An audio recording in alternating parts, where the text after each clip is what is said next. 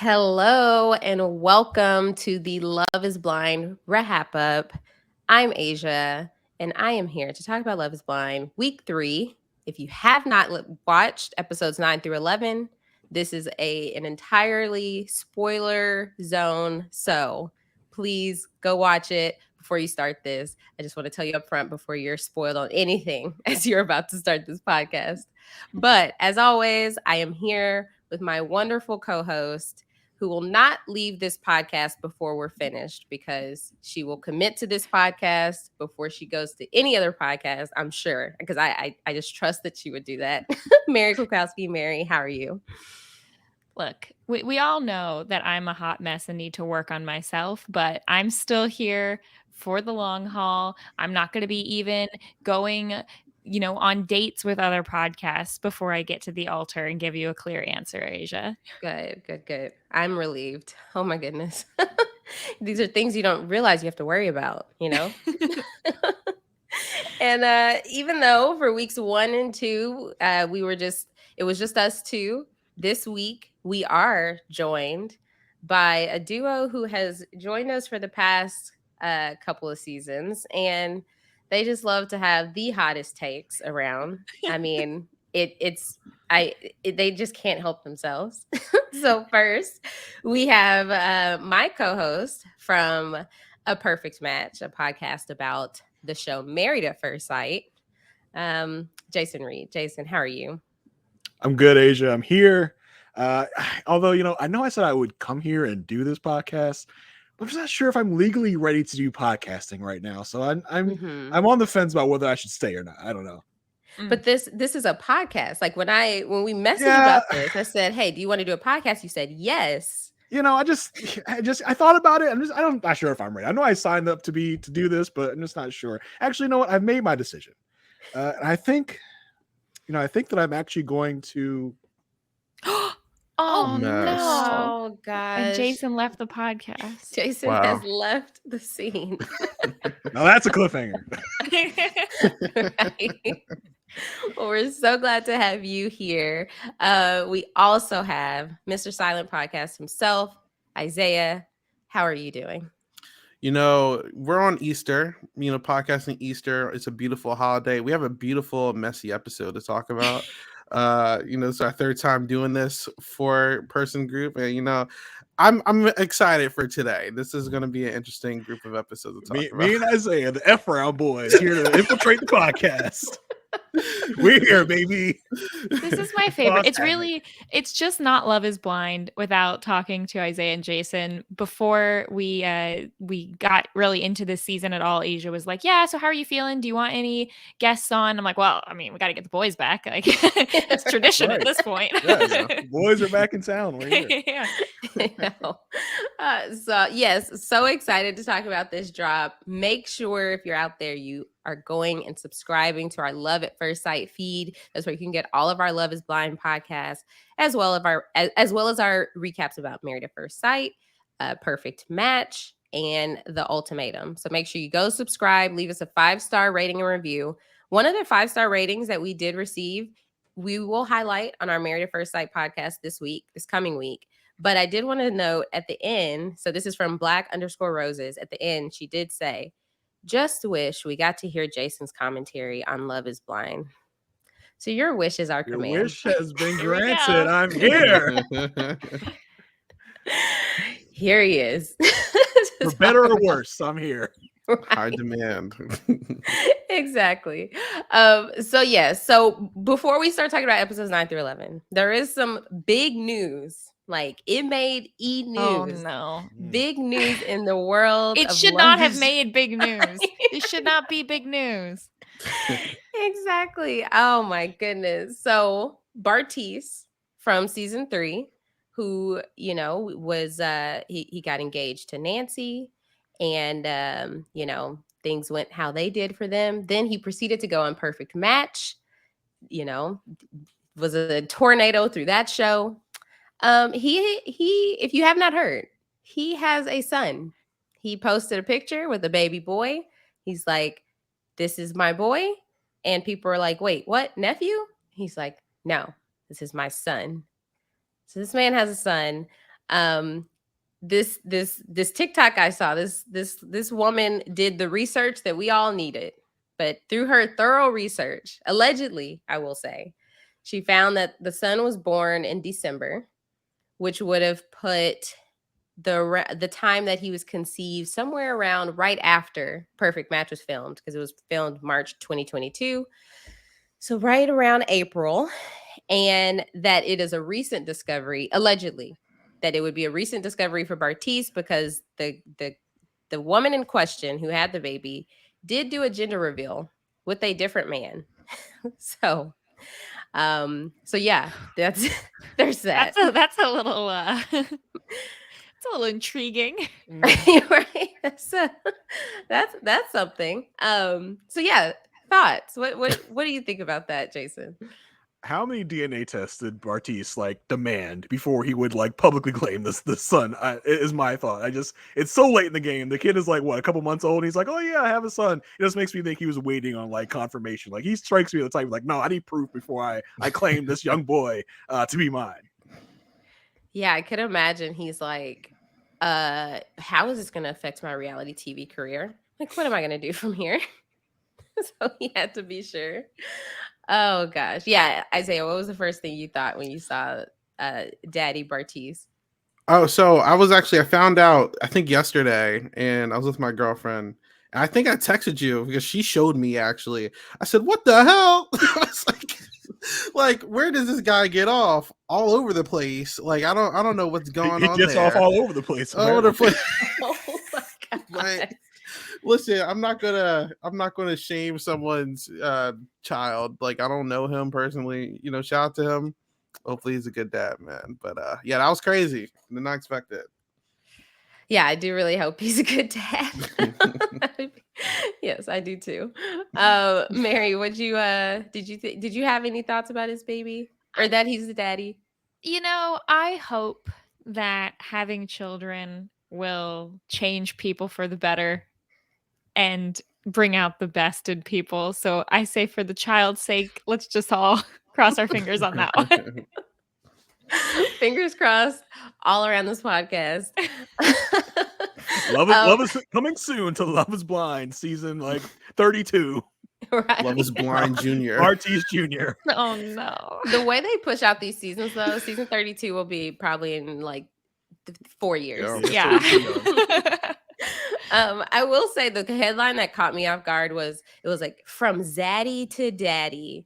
I want to know whoever called Bartise No Zaddy. one. Nobody. No, but like there are some people, I'm not gonna name names, but there are some people who just keep getting cast on reality shows.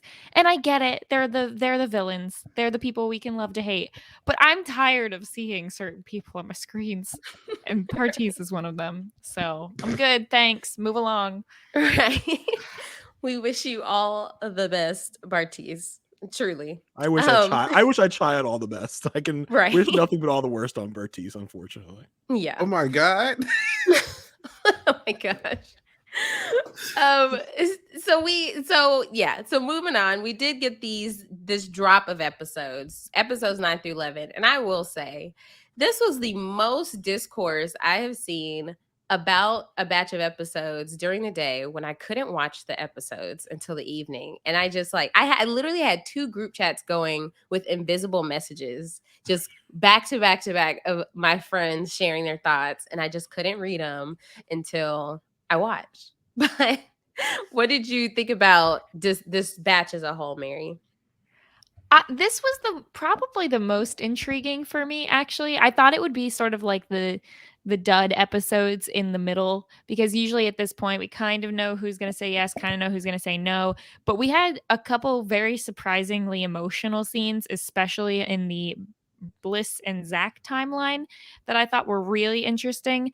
And of course, everything with Marshall and Jackie that went down, and then just kind of like steady from our 2 couples who seem to be doing pretty good. I mean, plus look, we got a Shelby sighting, and that's all I care about at this point. It's the only person I'm truly invested in the story of. So I had fun. Like I think maybe because my expectations were so low, this one really bumped it up for me. But yeah, I enjoyed it. Yeah, did y'all, Isaiah and Jason, did y'all think that this batch of episodes was like the best that we've gotten, or how'd you feel about it? I mean, I'll talk about the entire season. This, I don't know if this is a hot take, is my favorite Love is Blind season in general. Wow. Yeah, it's giving me the perfect mix of mess, love, and everything in the middle. And yeah, Mary, I agree. Like, this is usually the boring episodes where we got to sit through the dress selection and we sit through like the first marriage, obviously, and they have a whole bunch of fluff in the middle, but it constantly fed me. And I was just like, wow, like obviously we'll talk specifics, but it had me on the edge of my seat, man, and it kept me invested. So no, I really enjoyed this job for sure. Yeah, I definitely agree with Isaiah in terms of where to put this in the overall whole of Love is Blind. I feel like it definitely is on par with season one, because it's given us like Isaiah said, mess, love, all that. And as far as this drop of episodes, it's kind of on par for me with the other drops because there is such a good blend. There isn't a boring episode. There are of course boring segments in every episode, but we got a really like jaw-dropping moment in most episodes, which was really fantastic. And that's kind of been the way it's been for this season of Love is Blind. I mean, for the season, like we've gotten really good stuff since season one. I've been like, okay, I'm not sure about Love is Blind anymore because each of the seasons are like, I'm not sure if I'm with this. But we got drama and mess every week. We got a couple that is like to the level of a Cameron and Lauren, I think, and Brett and Tiffany, of course. So I think in that respect, I think this is one of the best seasons. I mean, we've only had 4 seasons, but this is definitely up there with season 1 for me. Yeah, I totally agree. Like, yeah, I mean, it's with season 1, it's so nostalgic. Well, not nostalgic, but it was only a couple years ago. But it just felt like, okay, this is just the original. This is where we got the concept of the show. And ever since then, Mary and I have talked about, like, are we ever going to get that feeling back that we had with season 1? Because it just feels like everyone is just here for social media or whatever. Are people ever going to get back to that? Okay, I'm truly looking for the one I want to be with. But this, I mean, we're getting that plus all the drama, and it's not even just like stupid drama. It's real drama. It's intriguing stuff. Yeah. It's like, Yeah. and the thing is like, the variable that was missing from the formula has been missing since season 1 is mess. Like the one word we were missing is mess, because season 2 and 3 were just like, it's kind of low quality mess. This is high quality mess. Like this is good stuff.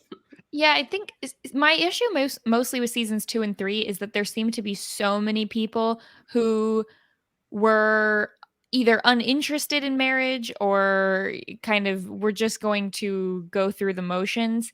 If I can say anything from this season, it's that it seems like most of the people who were either there for the wrong reasons, quotes, or realized pretty quick they weren't attracted to or wanted to be with their person, pieced out, and we didn't have to wait for them to get to the altar for an answer that we already knew. At this point, everyone who's going to the altar, I think I could at least see some potential that they would say yes, which is shocking. Normally there's at least a couple where you're like, 100%, it's going to be a no, 100%. I mean, whether they should say yes or not. Yeah. Yeah. I mean, even to add on to that, though, my friend made a really good comment to me, and he was like, obviously, as you said, everyone wants like that Cameron, Lauren, and I don't think we're ever going to get that. Like Tiffany and Brett are their own entity. But it's like, it's been a while since like the couple that is about to fall in love, like there's no red flags on either side. Like they're both kind of like a good mesh. And then even with the drama, like, yeah, like Shayna and Shake and Bartice and all of them, they were there, but they weren't Jessica, you know what I'm saying? And I think this is like some Jessica level mess in this season too. So it's like, I enjoy watching this mess. I'm not like, this is annoying, Yeah, and of course Brett and Tiffany, like you said, are their own entity, but I haven't seen a couple that I've been so ride or die for since Lauren and Cameron that I'm just like, neither of them can do no wrong. Like I know that we have Brennan and digital assistant. I'm not going to say her name because it's going to set mine off. But I don't care about them. I'm just like, okay, fine, that's great. Brett and Tiffany, I'm like, yeah, give me more boring stuff. I love the chemistry. I love that they just sit and talk about their feelings. Like, give me more of that. With the other couple I just mentioned, with Brendan and the digital assistant, I was like, yeah, get them off my screen, please. I don't care. It's like enough. Yeah. And like with Brett and Tiffany, I've never had a couple who like, this is what the like love reality shows should be. It's like, find people who are so good together. I swear, if we're hyping them up and they don't get together, I'm so Oh mad. my god, But That would better not. kill me, They bro. better not. Oh my a god. We will couple riot that in the streets. Yeah. a couple that's so good together that it doesn't even matter if there is drama with them. It's just, you're just rooting for them regardless.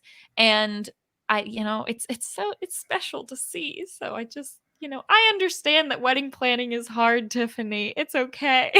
If we get it, I'm just so glad that is the biggest like stress and problem in their relationship and in their stuff. And it's like, yeah, go ahead, cry, Tiffany, cry on Brett's shoulders. Go ahead, please do. Yes, I'm glad that's the only issue y'all have, and it's going to be not an issue coming soon. It's not even like I'm not sure if I can marry you. It's like this wedding crap is just like so stressful. I'm so over it. Like I know. when she goes, I don't even want a wedding. Like that means like I don't want a big wedding. I just want to marry you any way I can. Like we can elope. I still want to marry you. So I was like, yes, say Tiffany, please say yes. I know that was so that lit. Okay, yes. Okay. Speaking of Brett and Tiffany, let's start with them so we can dive in.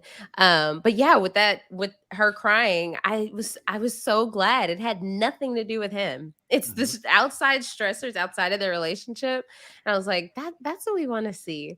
But with the first thing that we got from them, we saw her meet his friends, and it went as well as we would have hoped. And Brett's friends could really see how in love Brett is, and how Tiffany really cares for Brett as well. So what were your thoughts about this meeting, Isaiah? It was exactly how I felt. It's crazy to see the complete contrast between like a Tiffany and Brett friend group and then like Micah's friend group, right? Like I do think you're a reflection off of the company you surround yourself around. And I expected them to be just like cool people, it's lit.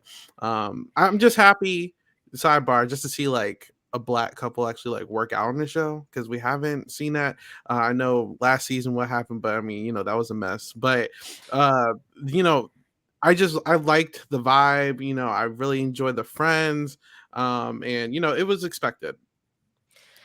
And the maturity was so there. Like like you were just saying, it is obvious when you have Micah, who I forgot how old she was, but upper 20s, I think, mid to upper 20s, versus Tiffany and Brett, who both in their mid 30s, and his friends probably are too. And they just had such a like loving, mature, like constructive conversation with them. And I was just sitting there being like, this is what I want my friends to be like.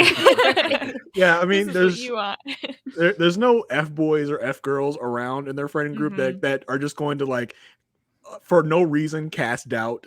They're just all like, we are so happy for you. Like, this is what you need. Like, she or he's exactly who we were looking for. We are so happy for you. Like, that's what everyone needs in their friend group, and not these people that are just going to just throw shade and throw doubt because either they want to or a producer encouraged them to.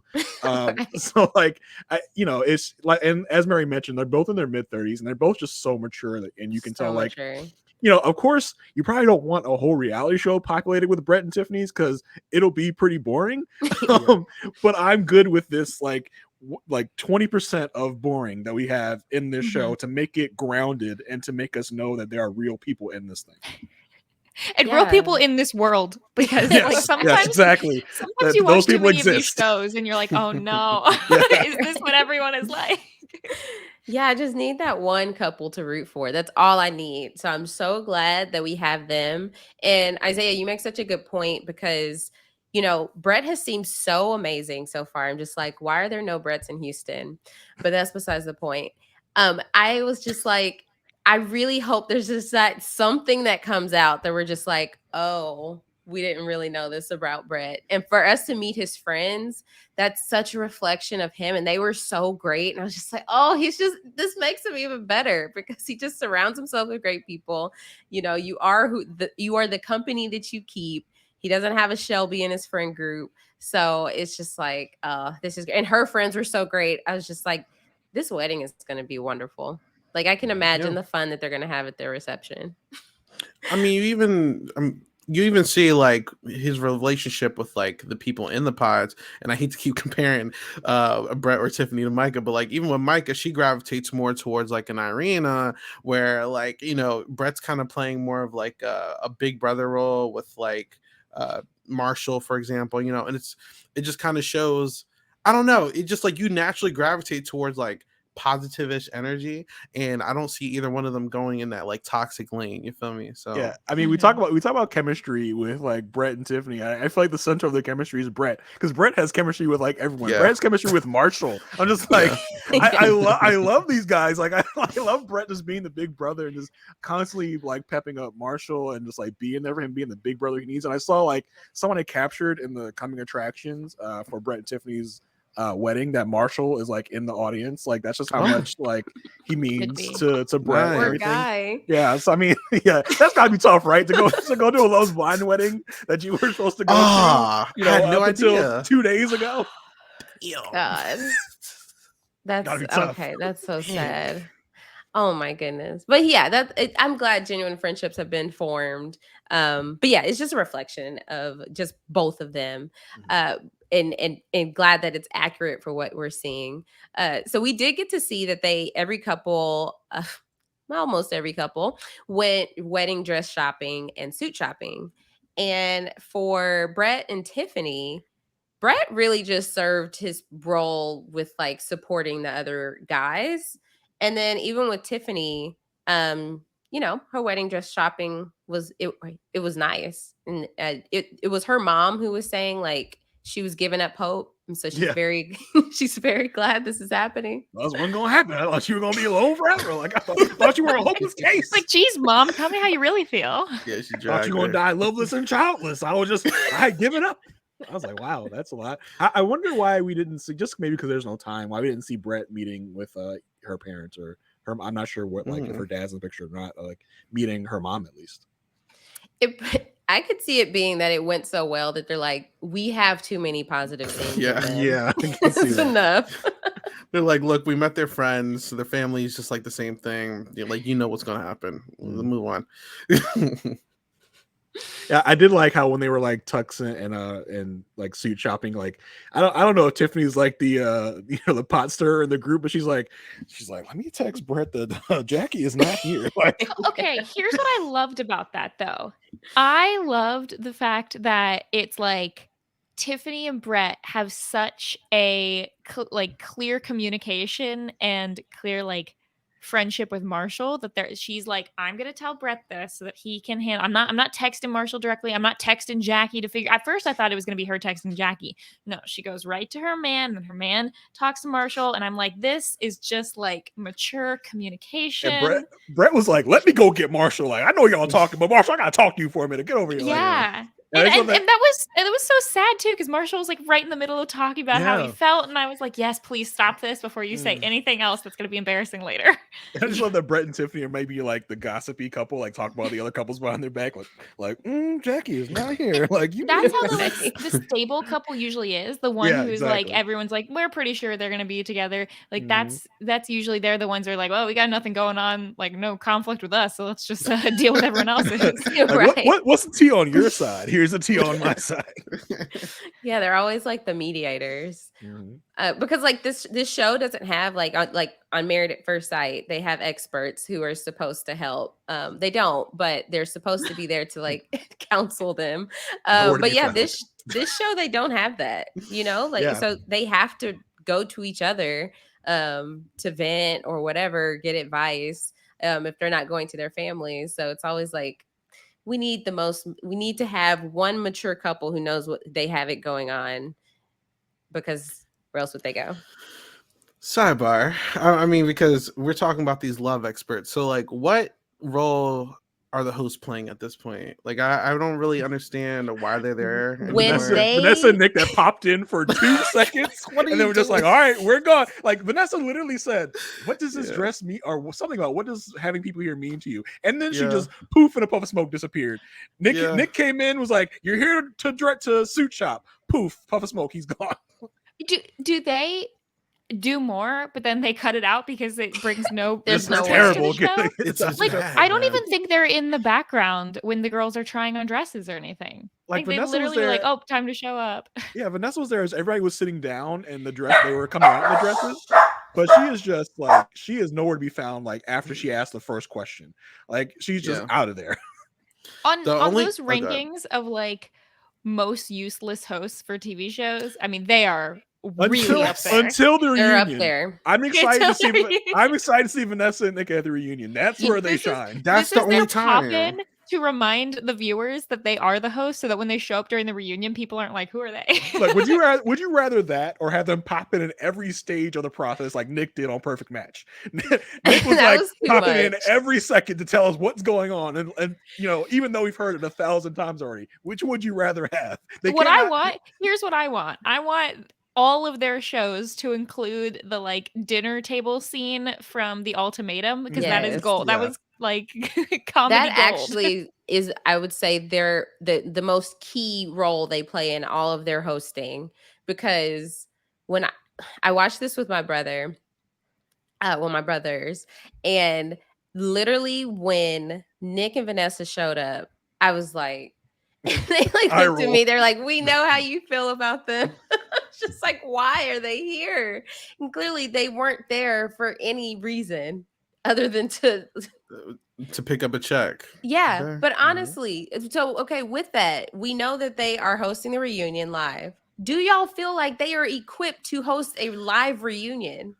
Based on last year's reunion, I like, and the reunions of the past, they've done well at the reunions. I think they will. I think they have people, but they have people in their ear telling them what to say at every moment. So I think they will be good at the reunion. Vanessa, especially.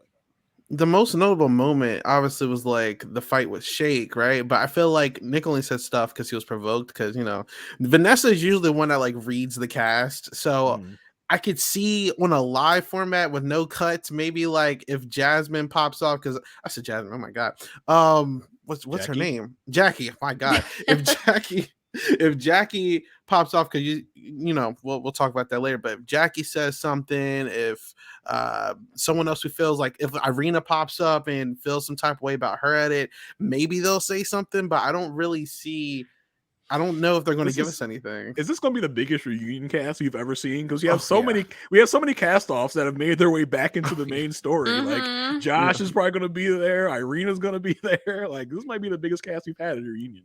I just feel like my issue with them on the reunion is that they don't dig deep enough. Like they ask the questions, the people explain, but then they don't continue to explore that. And so it always feels like we just only scratch the surface of all of the drama. That's my biggest complaint. So I'm just hoping that like I hope it goes well. Yeah, but I feel like that's most reunion hosts. Like I don't feel like we've ever gotten like a reunion host that does a good enough job for us to dig into what they need to dig into. So I'm gonna critique every single one of them. Yeah, but I think of those hosts, I think Vanessa specifically is a pretty good one. Yeah, Vanessa, she can do it on her own, which I like. Yeah, I like that she lets her personal opinions known. Yeah. So we did get a scene with Tiffany being stressed out for the wedding coming up, and this really got to show us how Brett is able to be there for her. And he didn't have to try to like, it's okay, it's fine. He didn't try to explain away her feelings or anything. He literally was just there. He was a shoulder to lean on while she needed, and she felt so comforted. So like, what did you think about them in this scene, Mary? I felt like it was nice. It was wholesome. Is everything that we've been wanting from them. And I like the fact that he, after comforting her, it takes her on a trip to to make it more special, to like take some time for the two of them. I feel like with Tiffany, if the most conflict we're going to get from this couple is going to be just her being a little stressed out about being on a TV show and marrying someone she's known for 20 days, like that, they put it in because they have nothing else, right? And I think that that's fine. Yeah. you know, I don't really think that there was anything else like that they could have done here to add conflict. I think they probably chopped some of those quotes to make it sound like she was like, "Oh, I'm just like sometimes I don't even know if I want to be married. I don't even think it was, or I want a wedding," I think is what she said. And I'm sure that was followed up by her saying Just something elope. Yeah. like, "Oh, Yeah. we could just elope." Right. Yeah. And then they just cut that part out. But Yeah, like I'm sure most of the couples have like some content of this sort that are just like they're so stressed by the wedding, but they all have so much else going on. Like we can't afford to have that in there. But of course, with Brett and Tiffany, where there's nothing else going on, like we'll just put this in here because she was stressed about it. That'll be some sort of like bump in the road for them, even though it's a small one. Yeah. And then, and he did the perfect thing, was just like, let's have an amazing date. He takes her on this seaplane. He takes her to a place where he has printed out these beautiful pictures that he took of her and her ring. And she just loved it. And she just really appreciated the effort that he put forth. And it was just beautiful. So yeah, I was happy for them. When they go on the seaplane trip right after this, I just want to call out that this is one of the few times I've seen on a TV show somewhere I have been, because they go over Snoqualmie Falls real quick. Aysha, she's coming for your crown. She's yeah. When I was visiting my brother in Seattle, we did go there, and it's also a famous view from the show Twin Peaks, if anyone ever watched that. That was filmed near there. So went there, and I've got like a laundry list of basically every single place they went to on this show. My brother texted me, he was like, "Oh, I've been there. Oh, that was 3 miles from my apartment. Oh, that's a very famous like bar or club or whatever." So pretty much all the restaurants, it sounds like, were familiar. And he had a guess at where Chelsea's family lived, which I'm not sure I want to like out on the podcast in case that is where they live, but he was like, "I'm pretty sure I know where that is." So but yeah, look at me joining the club of knowing places for once. Right.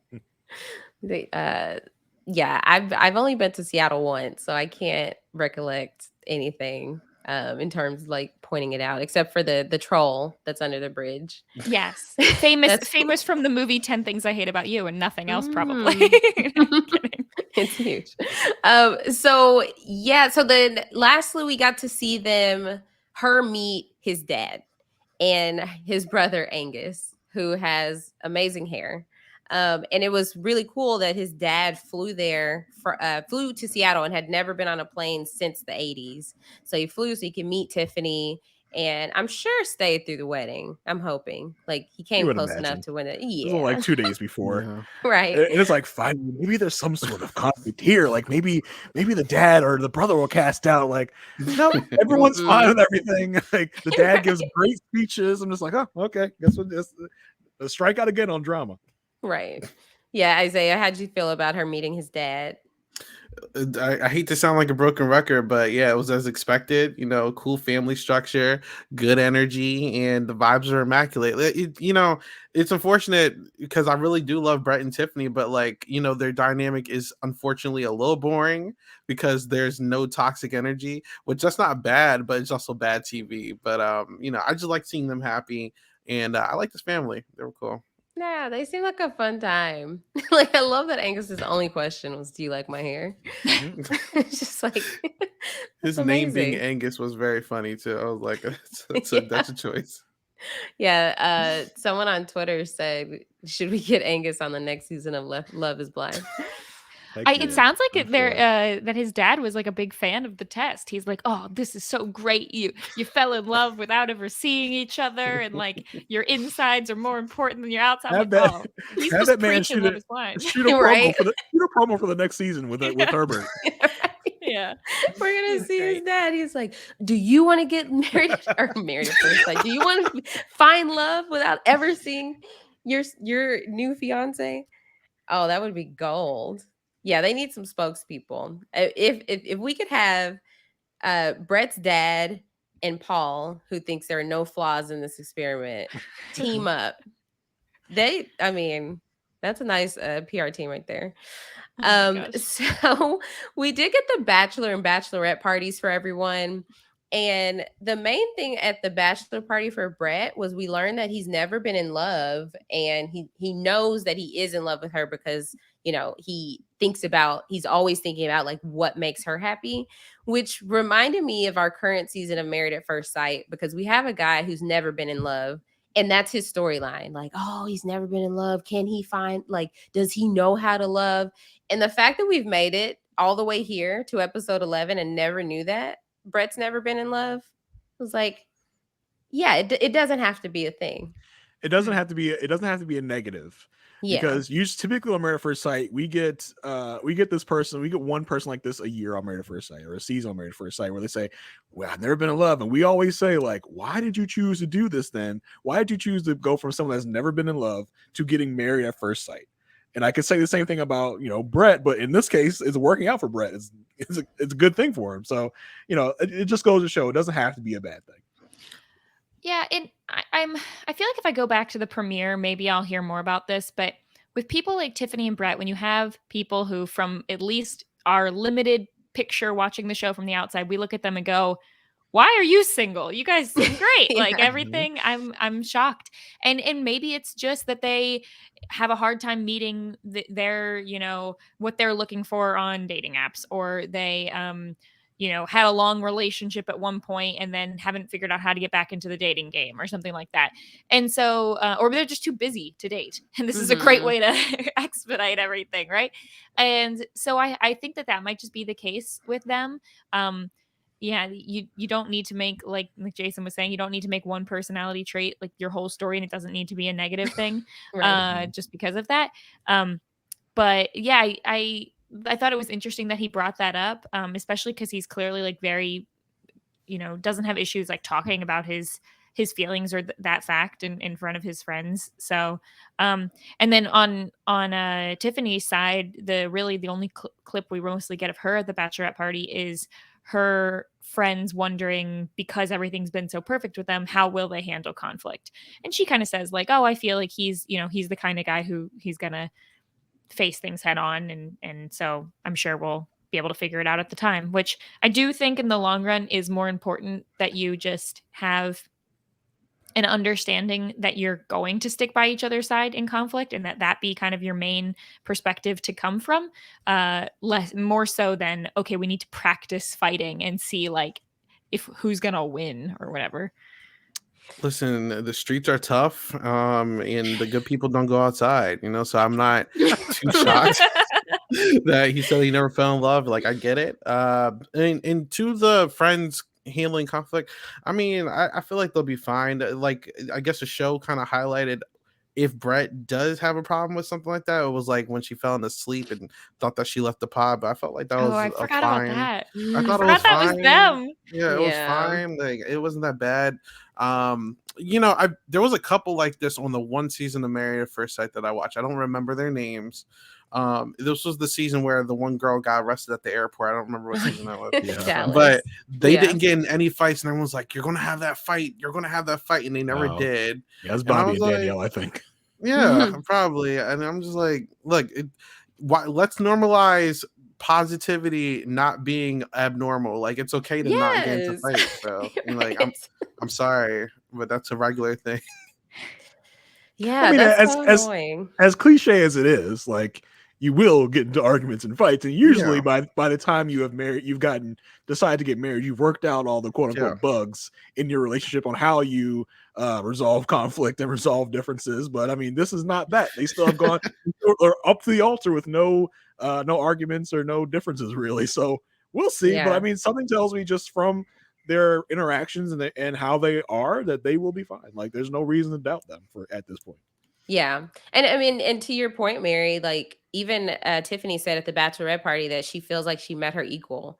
So I can very well see it just being like just striking out with the people that they were meeting, and also being very busy because they both are pretty successful. So I'm sure they work very hard.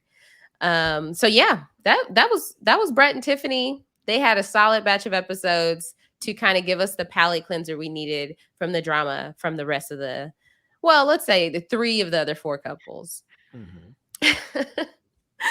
So we could go ahead and talk about another couple who didn't really give us that much drama this or really any drama this episode, which was Paul and Micah. Who?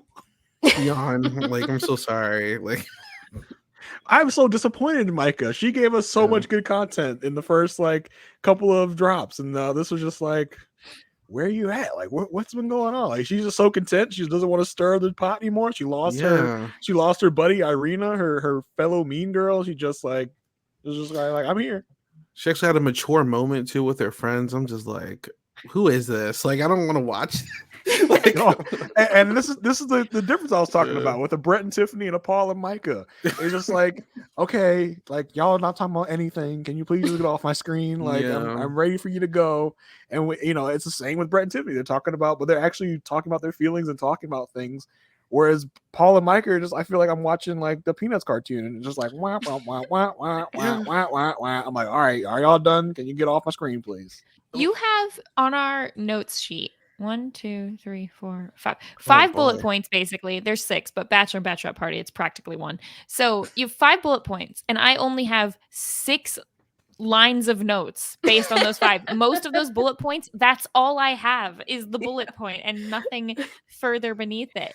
They have dinner and they discuss moving, and she basically explains at least a little better this time. Like, I don't like, it's more about wanting to know that you would try moving to Arizona than it is that we actually do it, even though I still think that just shows her immaturity of like, you person who doesn't have a remote job, can you move to where I am, person who does have a remote job and doesn't need to be in Arizona? I just don't want to give that up. Like, that's and Micah and Kwame are apparently the perfect match, because they're just like, I know I signed up for this reality show that in this season is based in Seattle, but I live very far away from Seattle. Like, are you going to come with me far away from Seattle? Like, from the place I know the show is based in this season. It's weird and crazy. And I feel, and Paul and Micah especially are a couple where they are telling me, not showing me, that they love each other so much. Like, we keep hearing like, I love Paul, I love Michael. Like, I don't feel that. Like, I don't know why you love each other. I don't feel like I've gotten that. I've gotten those reasons or that journey. Y'all just saying things to say them, it feels like. One of my bullet points on Paul and Micah is shout out to the waiter who fumbles his dish in his one moment on TV. Oops, gravity. I was like, that good recovery. Unless his plan was, I want a line too. So how can I say something? What if I which one of y'all wearing the microphone? Oops, gravity. Because he didn't like even drop anything. He just kind of like shook his hand when he was like, shout out to that guy. To break up the monotony in the Paul and Micah stuff. He had to bring some form of entertainment. Like, I gotta do something to liven y'all up. Go ahead and sign him up for the same season that Brett's brother comes on. Right. Yeah, we need Love is Blind, Family and Friends. There are a few iconic people that we would like to see. Family and Friends. Love is Blind, Paul's tertiary characters. What the hell? This is like the equivalent. Paul's like friend being this guy at the restaurant is like the equivalent of Kwame's friend to come to the suit try-on thing is just random dude from the pods. Pod friend. Oh my We've god. We've never seen Jack or Jake or whatever his name was. Like, I'm sure that Bliss's sister is not old enough, but the sister that came to dinner wearing the sunglasses throughout dinner. Yes. When she gets old enough, put her in there. I'm sure she's a hoot and a half. Oh my gosh. I have several notes on her too. So it's oh my gosh. Oh my god. Yeah, but like you said, this lunch is it's so repetitive. We've already seen them talk about her moving her putting her stuff in his apartment. It won't fit. We've already had this conversation. So I was just like, do y'all have nothing else to talk about? It just felt repetitive. This is the definition of like giving us nothing. It's unfortunate, but it's like, this is what I mean when I'm saying like, if this couple is technically successful, comparing them to like a Brett or Tiffany. Brett and Tiffany don't have any red flags. These two has at least one person with like huge red flags at sometimes. And it's like, yeah, you're successful, but I don't really want to see you on my screen, man. It's like, let's go. I want to fast forward sometimes. And I think this might be the couple where we get a plot twist with the yes or no's at the wedding, because I feel like they haven't shown us enough bad. And I feel like we're going in, like, at least I'm going in expecting them both to say yes. And I feel like this is where we might get a plot twist and someone's going to say no here. Yeah. Oh, I'm not there. I was there last batch, but I've changed my tune this batch. Even though they didn't give us a whole lot of like negative, I just don't feel like this is it for Micah. Unless they're trying to plot twist us, like Jason's saying. Unless they're I'm very suspect now of Love Is Blind, and they're editing, and they're trying to trick us. Like I'm trying to think in a 4D chess way. Who was it who broke your heart, Jason? Which couple gave an answer that you weren't expecting in the past? I'm trying to think of last season. Last season, Matt and Colleen broke my heart because they both said yes when they should not have. And they're still going strong. True. Honestly, that was. I mean, they're going. I don't know about strong. They're going. Are they in the same house yet? Sorry. Hey, I don't know. That's a great and question. Then we had the Sal and Mal of like season 2, where it's just like, okay, that was weird. Like I thought y'all were headed towards yeses. That was the one. I do feel like that is the example of like, oh, they were clearly hiding problems from us because all of their issues were not on film. Like they even a deep D from that season where we got that like last second turn of like, oh no, she's gonna say no, she's gonna marry herself. She's like, when we didn't know that she knew of all the things that Shake was saying until much later on, like in social media and stuff after the season was over. I still wish they would have had him answer first. Yeah, because we'll never know. What he would have said. Look, but the thing is, I didn't want him to say no and then her not to be able to give that speech. True. I just look. This is how boring Micah and Paul are. We are just spinning off into other conversations. It's crazy though, because like they're really carried by like their outside interactions. Like if you're talking about this couple, it's like, oh, what's Micah and Kwame doing? Oh, what's Micah's friend saying about them? Shelby, Irina likes Not Paul. about those two. Like it's not about those two, bro. Like they're so boring. Like I don't know, man. And it's not even a good boring to where it's like, oh, it's so good that it works that they just have no content. But and it may just be small things that we're not seeing that's the reason they connect. But like even when they went suit shopping, so when Paul went suit shopping, there's a quote he said that I actually need to add it to my wall. I'm building out my wall. I got pepper and cinnamon. I got Asia like Asia, and now I need to have love begins where logic ends. It's like, how deep, Paul? How fake deep, honestly. What does that? Yeah, what does that even mean? What is that? You can have logic and love, right? Can't they coexist? No, for me, love begins where logic begins. Where they meet in the. That's what I want. I want Brett and Tiffany logical love. What wall art did he see that at a Marshalls or something or a TJ Maxx? Like, where did you find that? It's on one of those like fake wooden plaque things that you put everywhere. That's like, you'd have to know my family to understand. Like one of those. I said that like look. I said that like it's a joke. I bought that literally for my sister the other day, so it's fine. Sounds like a deep Instagram caption. Like I don't know, man. But I do love the fact that we get Shelby here at the dress fitting. And you mean Irina in a blonde wig? Right. And she's all of a sudden like, yeah, Paul's fine, whatever. And I'm like, since when are you cool with this? And I'm going to take this from the MTV wrap-up with Allie and Brian. I think this may be a classic case of alcohol being the enemy. You get some alcohol in Shelby and she's like, I don't like Paul. This isn't it. This isn't it. It's because I'm probably single and don't want you to be single too. Do you not think this is it? This isn't it. Yeah. She slurs her words like crazy too, bro. This isn't it. Oh my god. The amount of money it would take to pay me to be intoxicated to that extent on TV when I'm not even the one who's going to get a confessional later, like explaining it or anything. Now they're sloppy, man. It's embarrassing. Yeah, I was like, why do I feel like I'm seeing a new person? I'm like, oh, this is sober Shelby. That we haven't met her. We didn't. This isn't a Shelby that we know. Shelby's like, what do you mean? I never came out to have drinks with you and Paul. It's like, wait a minute. That was Irina. She's trying to break up Micah and Paul. Right. So she can't fall for herself. Did y'all peep, and this is actually on theme with talking about other people during them, but did y'all peep while Shelby was trying on her dress, Bliss's mom was bawling in the background? I'm gonna think it was like, left over from Bliss trying on her dress, but I was like, she's just being so emotional. Well, we know that Bliss's mom is very emotional, so I'm sure she was crying for everybody that tried on dresses. Right. Bliss's mom is just happy that there will be grandbabies in the world. It doesn't matter who they're coming from. Anybody's grandbaby, she'll take them. She'll take them. She will be the mom to those. She'll be their moms. Yeah. Yeah.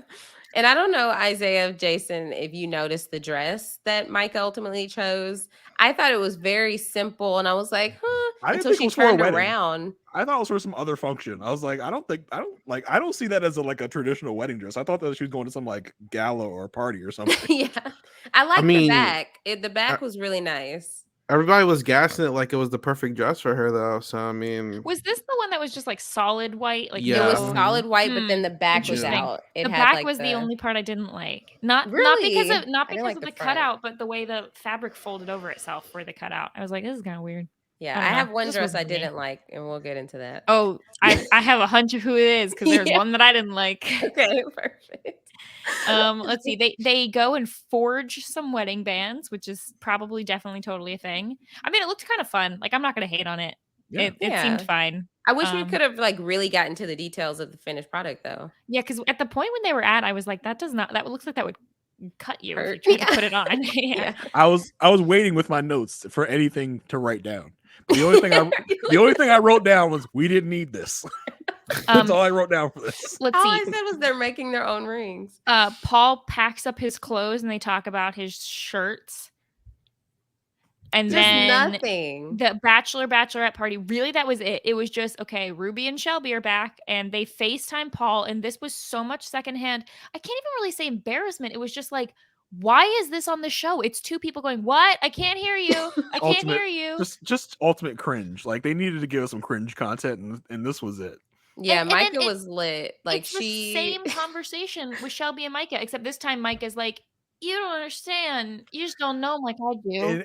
And I just love people that get so drunk that you think they might be acting. Like this feels like how drunk people would be portrayed in like a TV show or a movie. Like, and it's like but I know it's real, but it's just like it feels fake.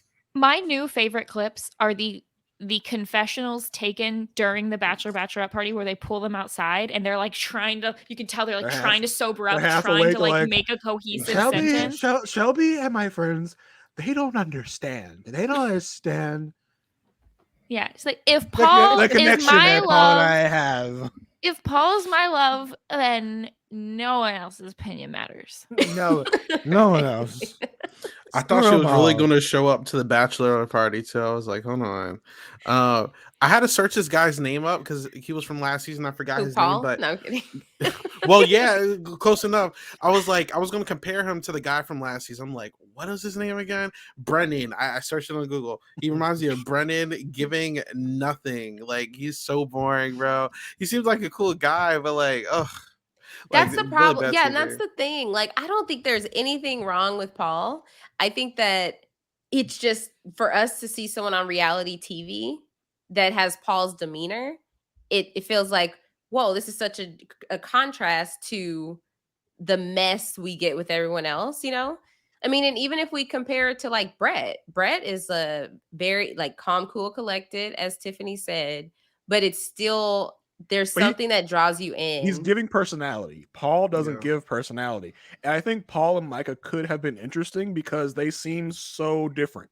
They seem like two very different people and they're very different like thoughts and things, but we don't really get that content here. He says they're so similar.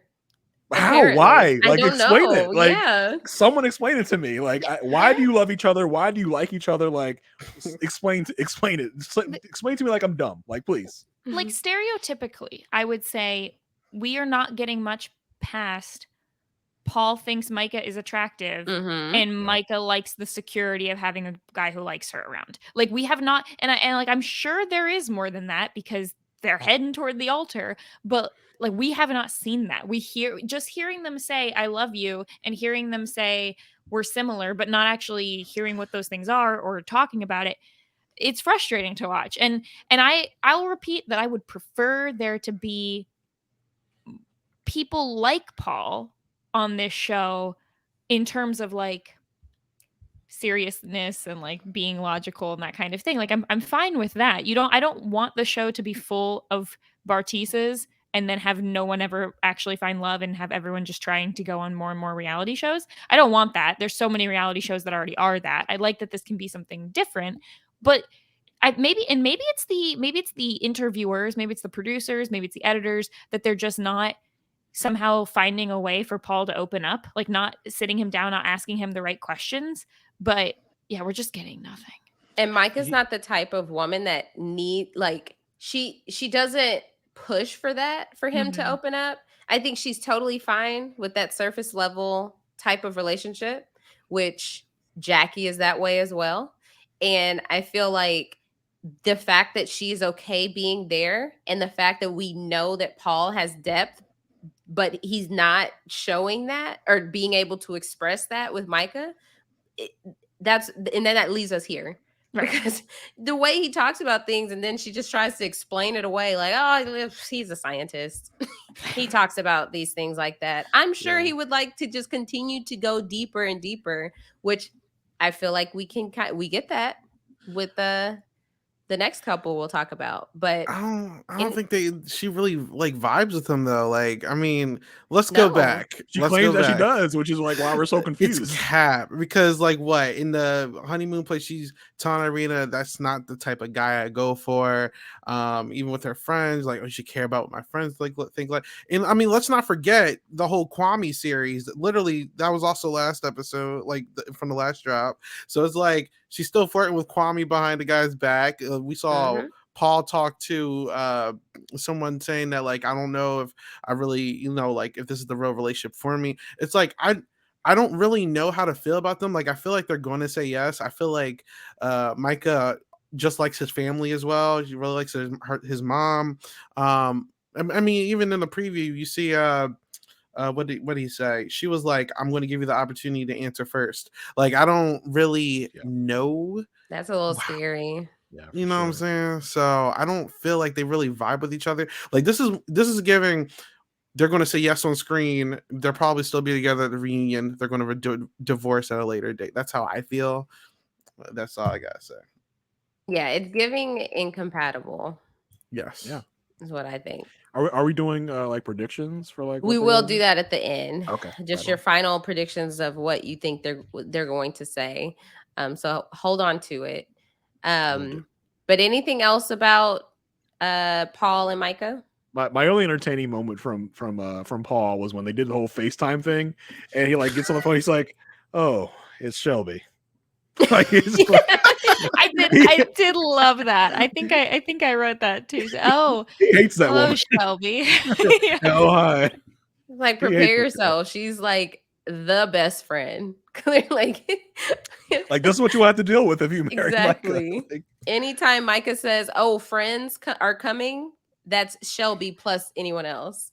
You know the clip in The Parent Trap when the girlfriend Meredith is like really mad at the end and she's like, it's either me or them. I want Paul to do that, but like do that with it's either me or Shelby, because like I'm done with Shelby. And then I mean Micah will probably choose Shelby, but absolutely I'd love that moment anyway.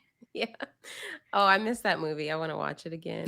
I mean, they couldn't even pull drama out of Micah when like Chelsea was trying on her wedding dress. Like, let's remember that Micah was like so into Kwame like not that long ago, and we are not getting anything about that.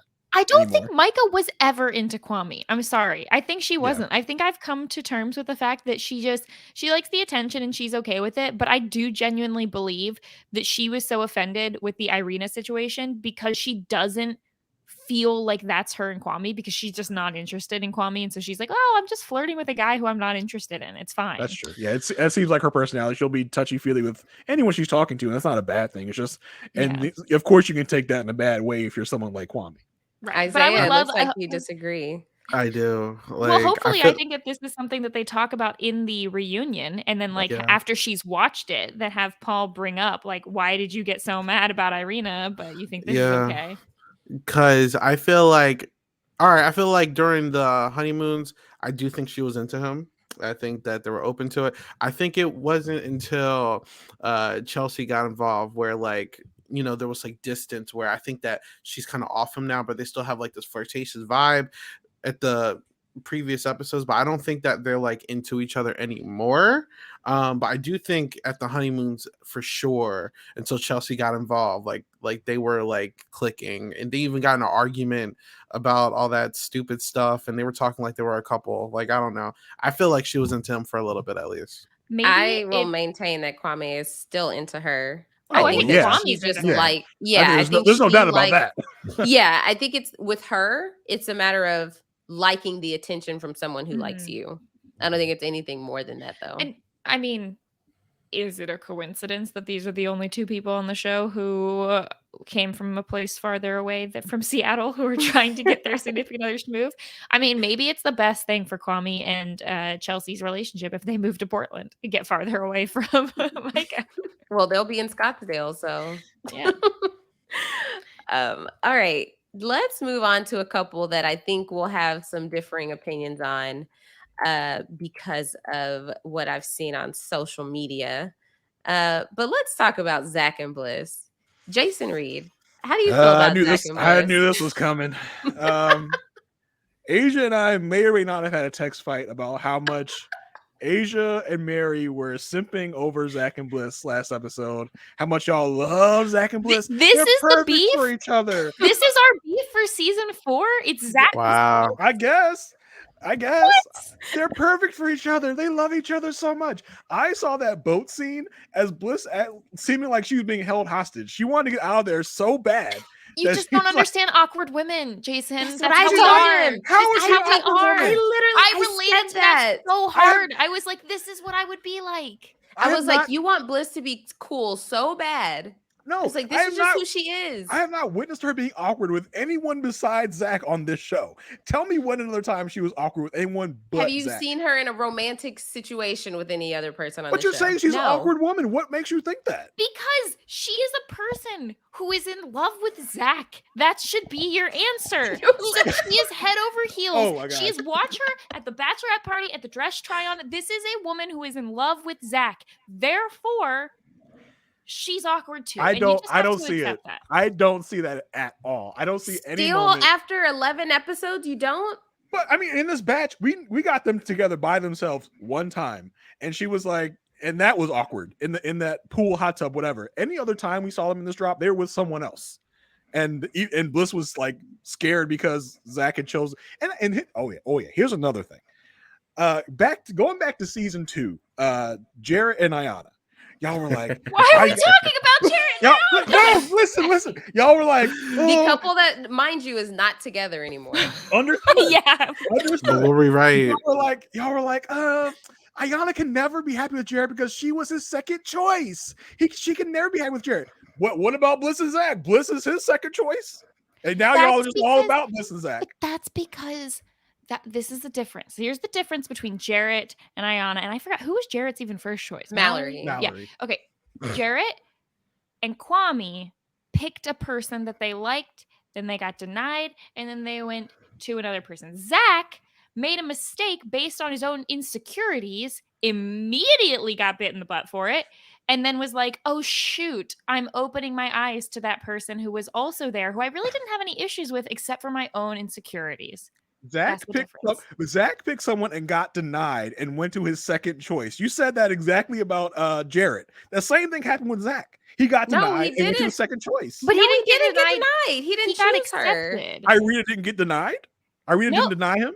No, she said yes, technically. But then she denied him when they went on the... He broke up with her. Because she denied him. No, he was all about it. I think this is different. I just think it's so different. I think there's a difference between someone like Isaiah. We haven't heard from you on this. What are your thoughts? I just wanted to assess how I felt about this. This is crazy. No, you're both wrong. You're all wrong. Like Jason, options. How Jason, listen, Jason, you're wrong because you're like, she don't rock him. That's cap because you're not going to get dressed up in dates and you're not going to say yes to a proposal if you don't like. So you're like, you see how she is. She was afraid he was going to throw her. Let me finish. She said no. Let me finish. Oh my God. She kissed the dude. And it's like you see her stance on divorce, so obviously she's going to be open to doing it, right? This is where they're wrong. She's not in love with him. Like, y'all are crazy. Like, it's been 2 weeks. Did you just say she was? No, I think she likes him. Okay, and I'm I feel like confused. she's open to date him. We saw, for example, SK and Raven. Obviously, we saw the mess of that one, What a mess of an they were example. open to date outside the show. And by reunion, guess what? A year later, they were dating. I feel like she. There's a lot of heavy asterisks all over what you just said. I feel like she keeps bringing up that she was his second choice and she has some healing to do. I feel like I personally don't think she's going to say yes. I feel like they're going to have an adult conversation and be like, this is a no for now because it's only been 2 weeks. Let's date and then see where it goes. And I feel like Zach's going to be open to it. Listen, they don't do this on the producers are not letting that rock though. You know it's not but going to happen. That's what they would have done when they first got together. They wouldn't have gotten engaged and gotten on this path. They don't. To me, they don't scream people who are doing this for the airtime. I don't think they would be doing this. But they had the opportunity when he came to her and said, "Hey, the thing didn't work out with Irina. I would like to, date you." I think at that point, she had an option to just say, "Yeah, sure, let's just date. It's not going to be on camera, and we're not going to be forced into this format." Literally, she had every she was definitely not going to move forward with this if she did not actually want to get married to him, because she had that out. They weren't in the experiment, that he didn't do the proposal in the pods. They're not going to force this. Look at what we've seen. Like, we could have easily followed 4 couples. You think they wanted Jackie doing what she did? These people have their own free will. Like they don't. She was not handcuffed and said, you have to accept this proposal and get married on the show. She totally could have said, no, I just want to date you. But she fell in love with him in the pods. And I'm sure that the producers came to them and said, look, we are willing to, pay for certain things. We want you to be in the experiment. I'm sure they were told that. But I think that for all the people who, one of the most popular comments we got on our last video was basically saying how, like, this is unfair to Bliss because she's not getting the full experiment. She didn't get to go to the honeymoon thing, etc. But she would have. She wanted to. Like, she would have said yes had he proposed to her, and she wanted to do that. She wanted to do this experiment. She didn't, and then she found someone, she fell in love. They both don't want to miss this opportunity. I think that this is all fine. And I'm sure that Zach will take her on a trip to Mexico sometime. It'll be fine. But I don't know. The main thing I haven't 100% decided if I think they're going to say yes yet. I think they probably will. I think if they don't, I agree with Isaiah. I think they will continue to date even if they say no. Like, I think that they are a couple who likes each other. For Jason, I would say there's a lot of people who think that Zach is creepy. I get it because he's a little awkward. He's a little different. I think that Bliss is also just awkward and has, like, what some people might say, oh my gosh, do you see her face? She looks uncomfortable. No, she's just an awkward person. I have never seen her be awkward in front of anyone but Zach. He's the only person I've seen her be awkward with. Anytime she's interacted with any of the other couples, the ladies, whoever, she has been just fine. So you're telling me you were the same with your other friends as you were with your wife when y'all first started dating? First of all, I didn't have any other friends. I was awkward with my wife. Is that what you're saying? I'm saying, but you won't behave the exact same way with somebody you are. I'm not going to act like I'm interested. I'm not going to act like I'm scared of her or be like timid or be like, just listen. That it was giving just like so uncomfortable when she was with Zach. Especially that boat scene is what I'm talking about the most of all. Is where I felt she was so uncomfortable and so like not here for this. Rewatch that scene and put in your head that instead of being uncomfortable, what she feels is nervous. She likes him and she's nervous and she's going to fill in nervous, awkward silences with talking. That's how I was for 7 years in a relationship. I acted like that because I was just nervous the whole time. I was fine around everyone else. I don't see the chemistry here. Like, maybe I'm missing something, but I don't see any chemistry between them. And by the end of the drop, she is like, no, I don't know if I'm going to do this or not. She is like, I'm not sure. Because I think she, for one thing, is so scared of like her father's disapproval I think that's a big part in this.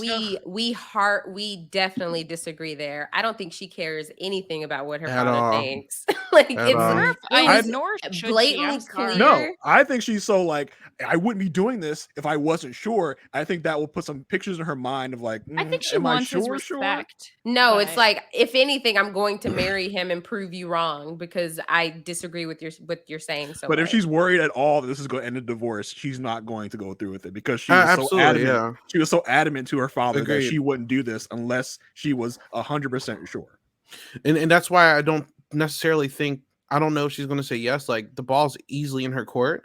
I don't think she's socially awkward, actually. I just think this is a very embarrassing moment for her still. Like, there's just a lot of mental blocks there naturally. I think she has feelings for the guy and I think she likes him, but we're about to be at the finale and she's still bringing up that she's a second choice. And even when she makes Zach reveal the whole second choice situation, she's even kind of like awkward with the conversation with her mom, because I think that she's just genuinely embarrassed. We even see after and you notice she didn't bring that up with the dad. Like, that did not come up with dad. She was like, listen, it was fine you brought it with my mom, but do not bring it up to my dad. Yeah, there were other things to address with her dad. I mean, I think she came in there like, do not say anything about the fact that I was your second choice. I think it says more about her relationship with her dad rather than how she feels about because I'm glad we got to see the conversation between her Zach meeting her mom and her sisters, and then Zach meeting her dad, because it was very clear her mom is the one she has a strong relationship with. That's the one who supports her. That's the one who she cares about her approval of Zach. Whereas with her dad, he was on some other stuff, and he was just so, it was just what is anti-support? Like, he was just so just disapproving of her going through this process. Pessimistic. It was so clear pessimistic. also, and look, I don't know her dad, but like, he went on the TV show and spouted some BS, so I get to call him out for it. Here's the thing. It was so apparent that this was not just an issue her dad had with this one experiment in the show. He clearly has no respect for his daughters, because he also brought up on a TV show that his other daughter has nothing to do with. Oh, we already went through this with your older daughter, and how did that turn out? That was so bad. This guy who worked for me, who I had to fire, and then she ran off with him. And it's like, maybe she did that because you're a jerk, Dad, and I'm trying to prove something to you. It was so weird and uncomfortable that the little kids were there and that the girl didn't take her sunglasses off. That was super weird. And stepmom started crying at some point. I'm like, what is happening? All of this, it's just her dad doesn't have any respect for Bliss, it seems like. And he like cuts her off, won't let her speak at all, won't let her get a sentence out. And I think, she tried to do the thing of like, I'm trying to include you in this. He laughed at her before she could get any words out. I don't think that this is like a Kwame, his mom situation where he's like, this is factoring into her decision. I think that if anything, this is more something that, like, I think the divorce possibility will factor into her decision. I think that that's true. I think that she is a logical person, but I think that like his approval, right? It doesn't seem like she could be dating this guy for 10 years and her dad would probably still act the same way. Like, that's the feeling I got. I think his approval doesn't mean anything, but I think the fact that she would want to prove him wrong means a lot. True. She wants to prove that this is for real. And I think if she has even an inkling that this isn't going to work out, that she's not going to do it. And maybe, like you said, they'll date afterwards and then decide to get married later, maybe. But I think if she had in the moment, if she has any doubt that she will not go through it, and she has expressed doubt here in this drop of episodes where she's talking about being the second choice, and she's not sure if this is like something he's doing because he's made the decision to do it, or if he actually feels in love with her and want to marry her. And look, I've always been pro parents in these, because I mean, all right, hey dad, hey mom, I'm gonna marry this guy that I met in like less than 2 weeks. Like, all right, you give the parents some slack typically, but when someone's acting like this, like you can't give that slack to them. Like, he's acting like just a jerk all the way around. Yeah, it was narcissistic behavior. Like, I'm just like, come on, bro. Like, that was hard to watch. Yeah, it was just very much so giving, I don't trust your judgment, and I think this is wrong, and no matter what you're doing, I won't approve of it. And so, I can appreciate her trying to involve her whole family. But I wonder if they're going to get into on the reunion that at all, just how she felt in that moment. And they probably only will if Zach and Bliss do end up getting married. I'm curious to see what the wedding will be like when because dad is there, as we see on the preview. I wonder if he's going to be like, you don't have to do this. Like, you can run away right now. Like, it's kind of dumb for you to do. Like, he literally told her like this was dumb for her to do. Like, he said it was insanity. When he even said when she said she loved him, he's all right, whatever. Yeah, sure, whatever. Just like, oh my, what? I'm just talking to you. Because we were talking about Bliss being socially awkward. I don't think she's socially awkward. I think she's embarrassed. She was talking about even with the castmates being afraid to like walk around there. And I'm starting to think about it, but I feel like it's due to her dad, to be honest, like probably growing up with like a narcissistic parent. You start responding to certain things a very specific way, and like you start moving different, and she's probably just conditioned to like respond to things and speak a certain way because she has that kind of parent in her life. So I kind of hope that she just does whatever she feels like is the best for her, and the dad needs to just lay off because it's really annoying. For real. And yeah, that her little sister was too cool for school with those shades. But yeah, even when Zach tried to explain things he cares about, her dad was not even an ounce interested.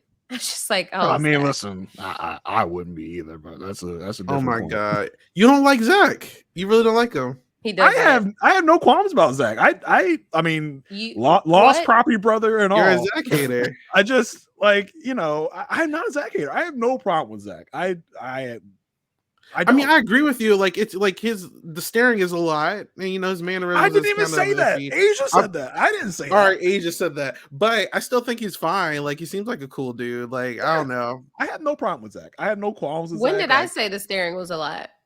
You didn't say that it was. You talked about like you just said that I said that. you said that people said that. Whatever. People said that. Whatever. But I have not mentioned that at all. I don't even okay. like. I mean, is it intense? Yes, of course. But I mean, I don't not like Zach. And I want to also clear up that I don't think that. Like, I think that Zach comes across a little bit awkward. I don't think that Bliss is like a socially awkward person. What I'm saying is that you can be someone who acts one way around your friends and family, and then is a little bit awkward when it comes to dating. And like, I think that's something I relate to, and I think probably a lot of other people do. And I don't think that necessarily means that her feelings aren't there for him, but I think that it's, especially when it's being televised, I think it's something that could factor in. I think just hearing their conversations, and especially hearing the conversations from the pods, that the reason that they're together, they both are very intelligent and have a lot of stereotypically nerdy interests. And I think that it's just something to, I don't know, keep in mind. Like, I think I'll talk about, I think Chelsea acts awkward in similar ways or in different ways, but for the same reason. I think Chelsea has different reasons for acting the way that she acts. Yeah. But I think that she also like, I guess I'm just saying, like, don't like judge a book by its cover. Of like, you can have someone who doesn't look like they would be socially awkward and still have those moments. And even taking the awkward thing around Zach off the table, I just don't see the chemistry. I don't see the chemistry between them. Like, there are different levels of chemistry I see with these different couples, and I just see none with her and Zach. I feel like they have the second best chemistry of the 5 couples. In my opinion. But that's a low bar, to be honest. I mean, it's a bar. And I'll start with Jason a little bit here, because I do see. So first of all, I do see a little chemistry, and I feel like that's what I'm saying. They should date and say no here and like date. But we haven't seen them together for more than like a few episodes. So we haven't even like seen them for a long amount of time, or even seen them in like an element to like have like a disagreement, or like any kind of like differences, or like, oh, I don't like living with you. Like, we haven't been with this couple for a long time to even garner if like they are like for each other. You know what I'm saying? So I've seen enough. I don't know about that, but I agree with Jason here a little bit. Well, okay, so we've said a lot about him meeting her dad. So what did y'all think about her mom? I for one loved her. I thought she was so sweet. I thought you could have brought almost anyone up there. I would be like, oh, they are made for each other. I can't wait for grandbabies. Let's get this going. Like, and you know why? Because she's a supportive mother. But I do want to point out that while I bring up a lot of questions about the parents on these shows who immediately rule out the process and like just completely don't like, yes, this is a absurd way to meet someone. We get it. We understand that. Everyone on this show is clear on that. You have to have a little tiny bit of like, okay, they're married, but like we could just pretend it's not for real. You know, like they can just go to dating after. You don't have to like really feel the, you know, like the process is legit. But I'm also just as concerned when it comes to the parents who are like all on board. Like I think the exact healthy level is Micah's dad, who was like, I don't know this guy from anything, but his name's Paul, so like I don't know. Like that is great. Like a healthy level of skepticism, but like understand that your child is an adult and they're gonna like do what they're gonna do. That being said, I loved Bliss's mom and I enjoyed every minute of it, but I'm also a little bit concerned.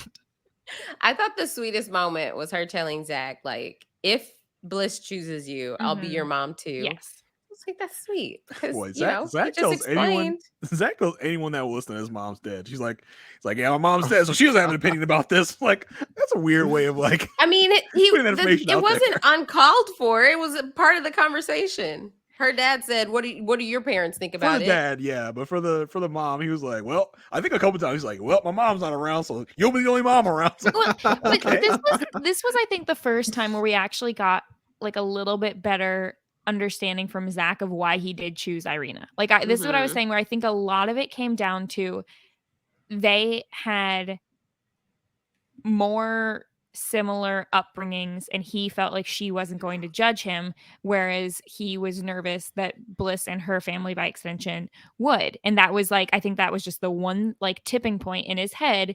And then obviously once he met Irina and realized that that's not enough for marriage, just to have that one thing in common, that but I think that is still the reason why he was so clearly nervous about meeting her family. And like that he brought that up, so like he opened that up so like easily in front of like her mom. He's like, I thought you were gonna judge me because y'all were rich and I wasn't. Like, wow. Okay. Didn't he say something in a pods about someone being vicious? I forget who that was. Was that Bliss or was that Irina? Irina was the one who was vicious. Okay. He knew deep in her core that she was so nice and sweet and kind and caring and really cares deeply about people, because we got that should tell you his judgment is off. I'm more confident in Bliss than I am in Zach. And I don't think that Zach doesn't like Bliss. I'm not confident that Zach is ready to be married so quickly after proposing to someone else. Like that's pretty clear. But like the Bliss thing, I think if anything, having time apart and still choosing him should show where she's at. And it's also hard because I think it's fair to say we could all agree that none of these people should be getting married in 4 weeks. I mean, just in general, just like that's tough because there's a lot you don't encounter in 4 weeks in order to get married. So, you know, just the concept of the show. But the fact that they are, I think the fact that they are on a shortened timeline, it could have been helpful to decide to just date. But I think for me, it showed me how they actually felt about each other pre-Irina. And I think that it's fair for Bliss to be bringing up what happened because, that obviously that hurt. That did happen. And he needs to know how that affected her. But I just don't know if that would be a reason she would say no at the altar. I kind of think Bliss decided to like YOLO and was just like, hey, let's do this thing. Like, let's go to the wedding and see what happens. And you know, whatever happened from when she accepted his proposal to the wedding is going to be whatever it's going to be. Her answer is going to be what it's going to be.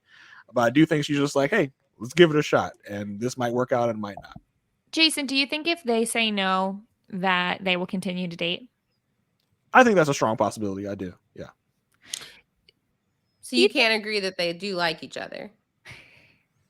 I mean, I guess like I think she likes him just fine. Like, is she ready to like date him, be with him? I'm not sure, and I don't know if she's sure. I don't think she is. Yeah, I do want to make a correction from last week with the steaks. It's a specific cooking style for cooking in the water, because we were thinking that he was thawing the meat, which is why he was saying it was ruined, but it was the way he was preparing it. The water got in, which is not supposed to. You can cook steaks by boiling them in water in that way? Yeah. I mean, I'm sure I'm oversimplifying because they were in some kind of bag or something, but yeah, they were in a bag. A few people commented like on YouTube and on Twitter and explained it. I still don't know what the name is, but it's steak sous SOUS -VIDE. Oh, sous vide. Yeah, I've heard about that. Yeah. Thanks for that important process of taking a steak and cooking it in water until it reaches a desired temperature. We really appreciate it. There are people I know coming after y'all hard for that, I'm sure. Yeah, I was like, oh, I'm sorry. I thought he was thawing it. You're about to do a special edition podcast just to clear it up in between drops. If the biggest controversy we get this time around is on missing the steak thing, I'm okay with that. I'm great. 1 star. They don't know how to cook steaks. They don't know steak process. Didn't understand the steak cooking technique in the background. Listen, I did a pressure cooker podcast. Like, the cooking community is vicious. Like, they're crazy, bro. I love that show. That was a great show. Also, the other thing I wanted to bring up about Bliss and Zach is we skipped over it. They did meet some of Zach's family. Honestly, it was just another one of those, this was a sweet conversation. So Look great. at them together. Yeah, everything's fine. Okay. That was good. So dress shopping. So I learned the way, so she tried on her dress. I was like, I like the dress, but I hate those sleeves. And immediately after I said that, Chelsea says, I love the sleeves. I was like, did she hear me? It was like so coordinated. But yeah, I was not a fan, but that was the dress she chose. There were, I will say, 3 intriguing fashion choices this episode, and that is one of them. So the sleeves, look, I didn't hate them on a dress. I didn't love them on the wedding dress. It's just not for me, but it's fine. You know what? It's okay. Yeah, the Micah and the Bliss dresses are the only ones that really stood out for me because I had such feelings about them. It sparked an emotion. Not sure I can picture any of the other dresses. So same. At all. Well, there are only two more? Tiffany, and who's the other person? Chelsea. I don't know. I have no memory of either of their dresses. I'm sure they're beautiful. Chelsea had a little spaghetti strap, and I only remember it because we actually got to their wedding this episode. Right. Yeah, I'll just bring it up now. I was more struck by I did not like Chelsea's earrings at the wedding, and I couldn't stop looking at them. It was like a flower, and the flower part was fine, but then it had a big dangly circle of fake pearls below the flower. I'm like, one or the other. Too many things going on. I didn't like that. And then her dress had so much going on. So yeah. And then while we're on the topic of fashion, Barbara's purse was a choice. I didn't hate the purse, but you're walking someone down the aisle and you've got a metal cage in your hand. She was the purse she was holding? Yes. Not the purse she gave Chelsea. That one was cute. I thought that was fine. It was the metal circular, it looked like one of those balls that a hamster would roll around in, but metal. And it's fine. It's an interesting fact. Oh, I don't know how you didn't. My brother noticed it and texted me about it. He was like, what is going on with the metal purse? Mostly because it's clear and you can see she's got some hand sanitizer in there and whatever else was in it. It's just kind of weird. You're walking someone down the aisle. Yeah, that is the only negative thing I'll say about Barbara, because Barbara was gold otherwise. She is about her. Yeah, I wish she was on this show instead of Kwame. Yeah. Get her divorced from throwing a Love is Blind tertiary character. Oh my God. Love is Blind, Family and Friends. We are building the cast actively. I feel like there was someone, I don't remember if it was Jarrett's brother. We've had people in the past where we're like, why couldn't these have been Nancy's brother? Nancy's brothers. Yeah. Oh, okay. Put Bliss's dad in there. Put Bliss's dad in there. Have him be no one that gets picked. Oh my God. Right. I was gonna say it's because like they have enough common sense. They don't need to go on a show to get married. There's that. Like, Yeah. right? So with Zach and Bliss, we did get that sacred healing place date where she did express like the hesitation with like, okay, are you making a decision just to make a decision? Because the way he's explaining is like, okay, I chose you and I'm moving forward with that choice. And she wants to make sure it's like, you're choosing me because you love me and you want to be with me, not just because you made a bad choice before and now you're making another choice. So I just think he needs to do a better job at expressing his feelings for her, because I don't doubt that he feels that way. So yeah, and I noticed that she nitpicked him hard for saying the word but instead of and then proceeded to say the word but 6 times over the next couple of minutes after that. So just noticing things. You did this to yourself. If you didn't call him out for it, I wouldn't have noticed it when you did it. His butt speaks so much loudly, so much more loudly than so his much butts. louder. yeah, Let's see. The bachelorette party is really nothing there. right. Zach doesn't care for burlesque dancers. That's about it. I thought that was so interesting. Like My mom was a stripper. Yeah.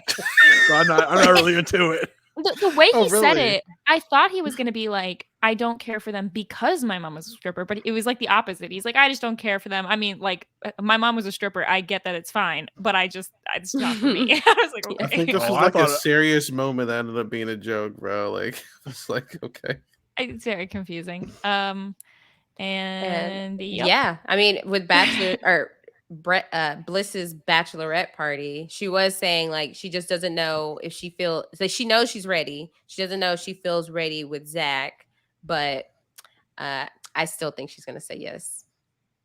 And she did say they talk so much that communication is like definitely not a problem for them, which reminds me of Chelsea or Micah and Paul. The fact that they're like, I feel like that's the type of communication Paul wants. Like he wants to be able to just talk all day and as deep about everything. And he's not getting that from Micah. And I think he's perfectly fine with it because he's attracted to Micah. But I feel like Zach and Bliss are more on the same wavelength when it comes to how deep they want to talk about stuff.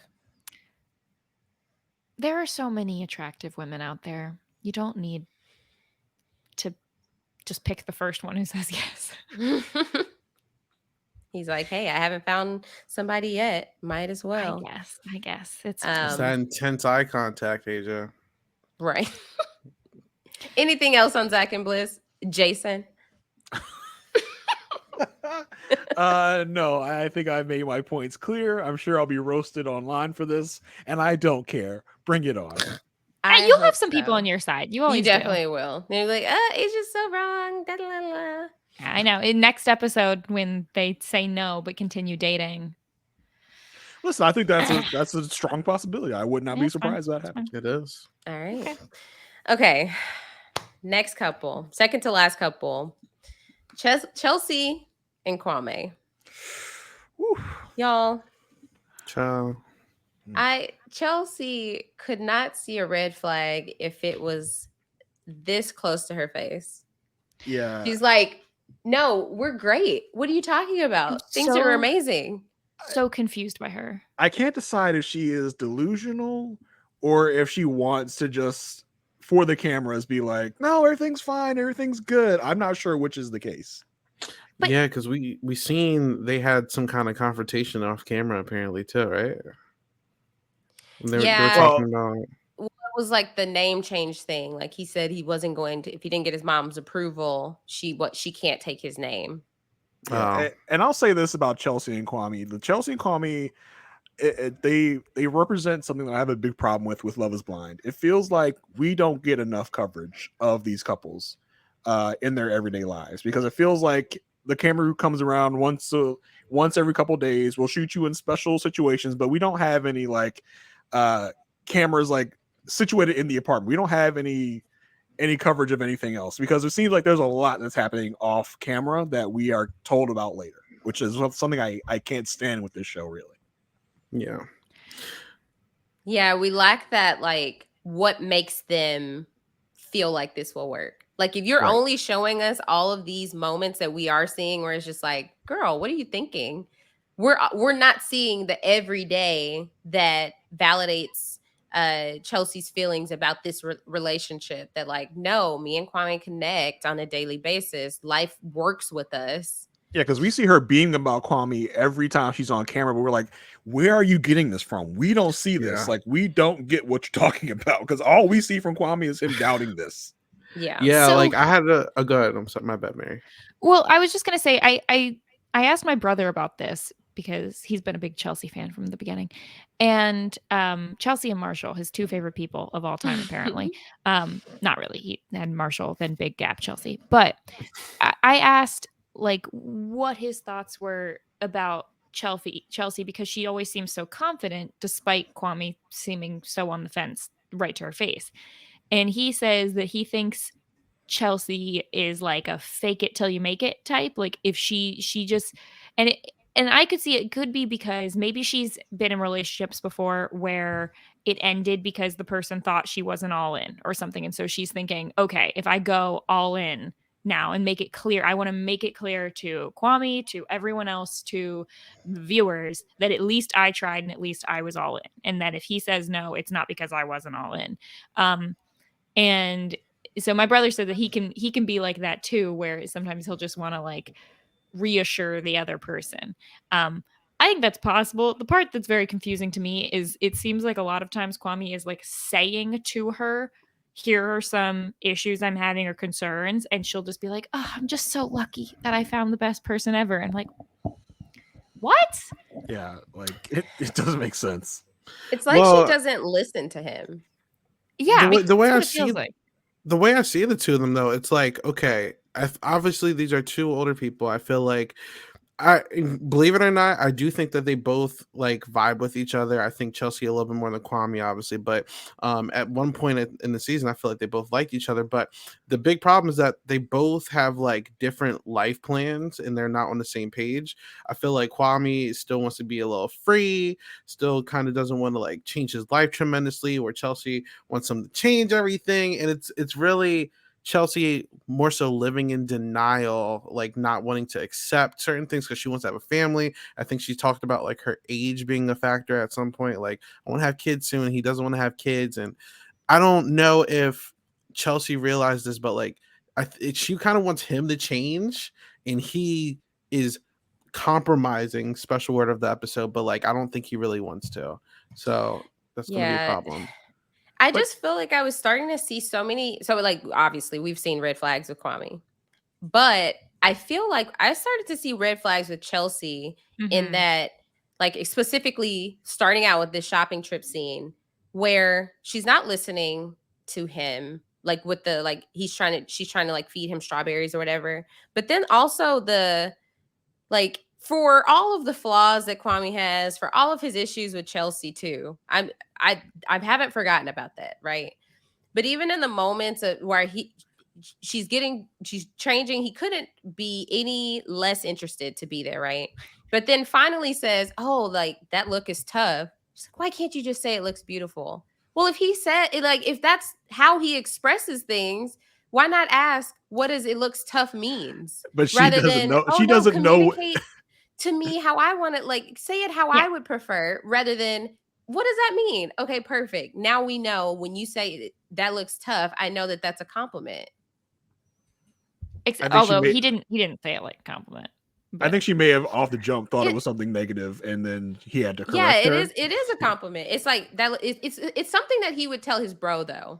It's not something he would tell his wife or his fiance or his girlfriend. It's like a, But he was also, and I think this is on both of them. He was not giving off vibes that he wanted to be there at all, which is fine. And if he doesn't want to be there, I don't, there could be a lot of reasons for that. But she was not like, she was just, oh, this is so fun that you're here. And he's like clearly uninterested. And I put a lot more of that on Kwame of like, why are you on this show? And you're so clearly uninterested in being on this show. I mean, not like you're clearly uninterested in getting married. You're clearly uninterested in this process. And that has always bugged me about Kwame. But like for Chelsea, if he's uninterested, stop pushing it and trying to pretend like it's fine. And yeah, she just doesn't. They communicate so badly in this. It seems like, and I don't know if there's better moments and we just get the awkward ones or something. Like, it's just so not it for me. It hit me with this drop.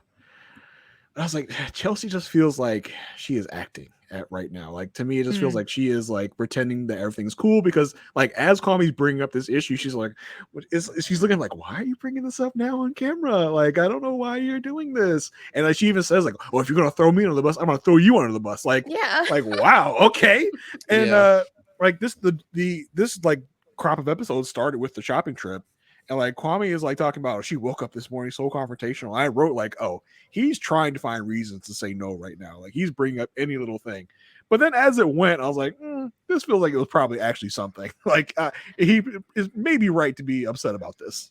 But it does make me wonder, like, this is just conjecture. Could be totally untrue. I'm watching a TV show.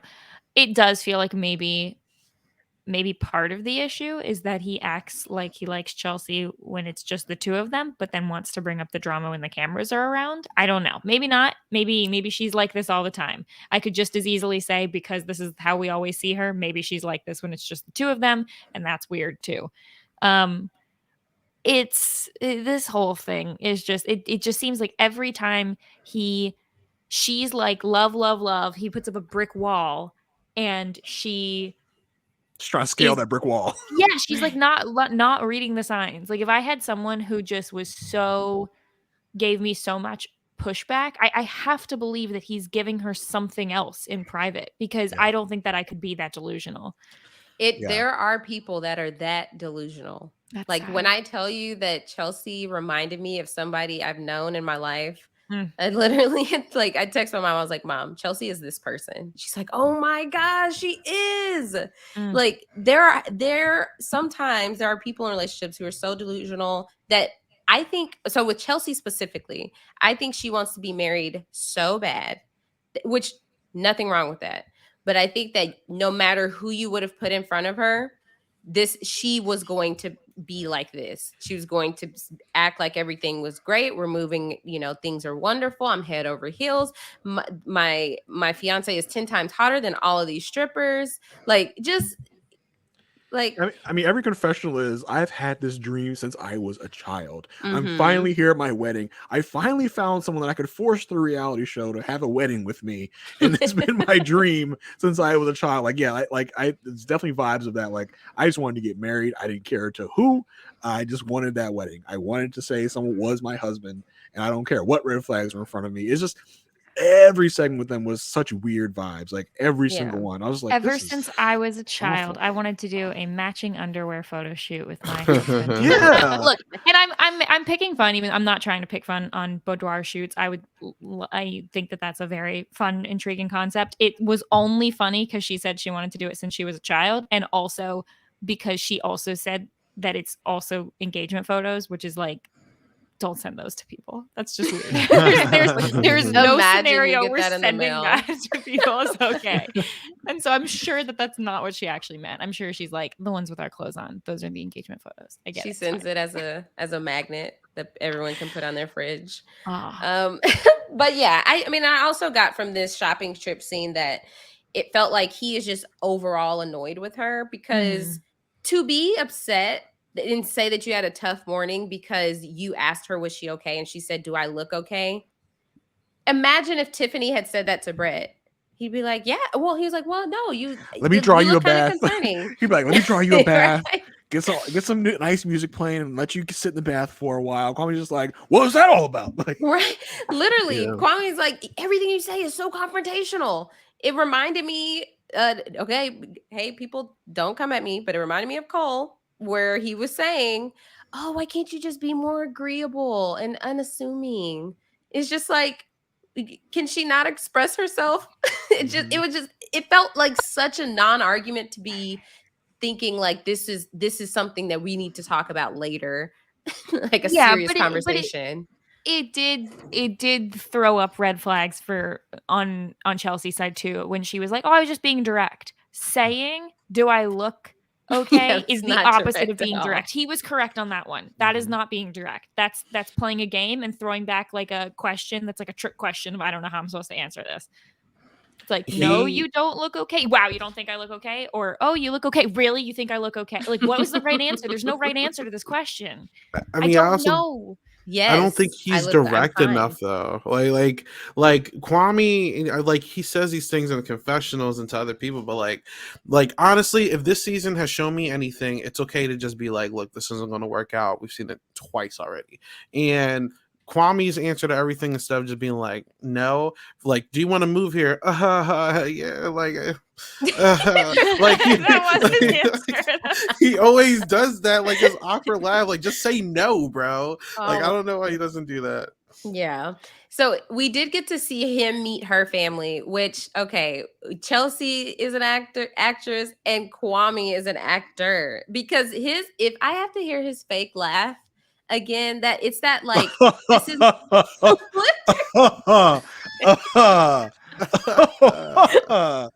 right. It's just like, come on. It's definitely his face doesn't equal the laugh at all. Yes. It doesn't match. But then I've seen some discourse too online about people, because I felt a way and I couldn't quite sort through why, I felt a reaction from this. But when Chelsea introduces Kwame to her family, she's like, he's an ex-soccer player, he's smart, he's an MBA, he has a beautiful voice. Flashback to him singing, not having a beautiful voice. Since when? Like, I did not even remember that he had sung, because I am 100% sure that if I start to hear singing, I fast forward. I don't need any of that. Right? This is worth it. There is was it a TikTok or Instagram that I think it was TikTok, where he was being interviewed for this Love is Blind pop-up that happened. I don't know what city it happened in, but like Bartiz was there, Bliss was there, Deepti was there, and Kwame was there, and Kwame was like, yeah, like, when I sung in the pods, people are telling me that they're singing it in their living rooms now. Bruh. Who lied? Who lied? Who?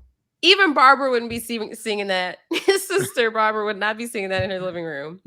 But yeah, no, it felt like when Chelsea introduced Kwame, it just felt like she was trying to overcompensate in that moment to be like, look how amazing he is before y'all have any doubts. Listen, I don't want to offend, but it was giving get out vibes to me. 100%. Yeah. Like, now that you say that, I can't disagree. Well, I really stumped all y'all. Well, I mean, it's like, I listened. Okay. I feel like from the beginning we've called out a lot of things that are not great about Kwame, and there are also those things in Chelsea. They're just different things, but it's just two very odd people that I don't understand why either of them are on this show at this point. I feel like if Chelsea is the kind of person who's going to be head over heels for whatever guy, what's the situation? Why did she need this experiment? If Kwame clearly has no interest in getting married anytime soon, at the very least, don't know why he signed up for a show where that is 100% the entire premise. Because it doesn't seem to be about Chelsea. Like, maybe there would be other people. Maybe if it was Micah, maybe if it was someone else. But I think if it was Micah, if we had Micah and Kwame together, I think the only thing holding Micah to potentially saying yes at this point is because Paul seems so sort of chill and all in. I think if it was the two of them, Micah and Kwame, and they actually liked each other, I don't see them getting married. I don't think that either one of them would be able to be the one to be like, we need to do this. I'm doing it. They would have both just been like, we're going to say no, but like maybe see each other and see what happens. I think in this particular situation for Kwame, it's like, oh, if we get married, I would have to move away. I would miss so much there is about Portland. But I think if it was someone that lived in Portland with him, he'd be like, I don't know, I'm not used to sharing my space with someone else. Like, it would be something else. Like, he's looking for reasons to say no at this point.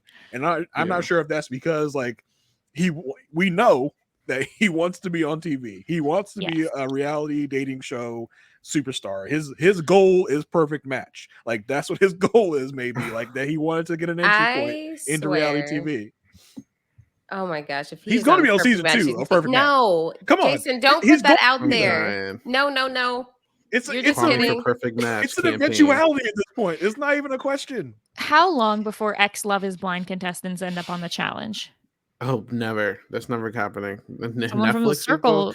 Oh wait, the maybe circle was on the commercial. Yeah, that. Here's well, they have Perfect Match. They don't need to go on challenge. They have something like akin to that. Also, because my one of my crutches with podcasting is needing to clarify everything. I also want to clarify that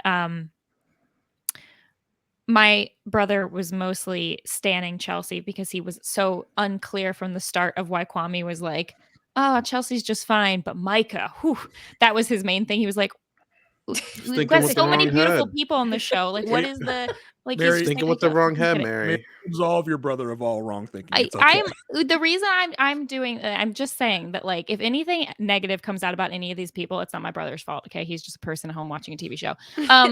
He does say Kwame is right that Seattle is overpriced, but wrong about running in the running weather. You can still run shirtless from April to August. It's fine. And he said that Kwame is severely missing out and forgetting about the no state income tax. So, hey, we have that in pointing Texas that out too. there. Come on to Texas. And then he does say that Kwame's sister metal purse looks like a bird cage. So there is that. I missed it. I'm gonna have to go back and look. But yeah, Isaiah, what were you gonna say? Oh no, you're good. I was just about to say, like, I just genuinely think, obviously, like they were but I feel like they were still open for it, and it didn't really start going crazy until like the children talks happened. Like I really just think that Kwame wants to be like a free dude and like travel, and then like Chelsea just really wants to be a mom like ASAP, and like I don't know. She said 4 to 5 years. Well, here's the thing: like, why don't you guys have these conversations in the pods before you get married? Yeah, it's supposed to be hours and hours of conversation. Like, what are you talking about? Like, you don't have to play a guitar. You could just talk about if you want to have kids or not. That's all I'm saying. Yeah. Did you see the TikTok of the girl pretending to do a Love is Blind date with her husband, and then she just starts chopping carrots in the middle of it? Chopping carrots. That's a good one. Anyway. No, I haven't seen that, surprisingly. That's cool. I'll send it to you. Okay, thank you. So when Kwame went suit shopping, and with his great lifelong friend from the pod, all of his friends are in Portland. This is the only one, right? That's his complaint about, when we do this, her life only gets easier. Mine gets harder. She's not making a single sacrifice. Sir, you are the one who decided to come on this show that was based in Portland. What did you think was going to happen? I mean, based in Seattle. What did you think was going to happen? Like, but that's just a clear concept of a woman's life only gets easier and better with marriage, and it's the man who has to sacrifice everything. Why didn't he just say he didn't want to do it? Right. I mean, why didn't you clean your house? Like, odds are whoever you picked was going to be based in Seattle, and you would be like almost required to move to Seattle. Like, where have you been? I blame production. Okay, y'all. Why did you bring this man on here if he lives in a different state? But also, I mean, look, he didn't clean his house beforehand. I don't think that house. I wouldn't want to move there either. Like, maybe he made it look presentable. Maybe she would have been open to it. But you're like, nah, come to Seattle. We're fine. But she doesn't even have like a remote job where that's even a possibility. His job is fully remote. Like, he's being insensitive, bro. Like, it's wild. He's being ridiculous. He's not that into Chelsea, and he's trying to make an excuse without having to say that, because he's like, well, I've already said I'm in love, so I can't go back on that. So I'm gonna have to come up with something else. But I'm like, what is wrong with you? Why are you thinking that she's not making how is her life getting so much better by marrying you? How is she not making a single sacrifice? Random Jack from the pods and later Kwame's brother and sister are both going to basically say the same thing, which is, if you say no, recognize what you're giving up with how great Chelsea is. So they at least all think Chelsea is great. So it's not like everyone else thinks that. I think there's a lot of people, probably the other contestants from the show, who are like, we're just waiting for this to crash and burn. But it seems like some people are fully supportive, which is very interesting.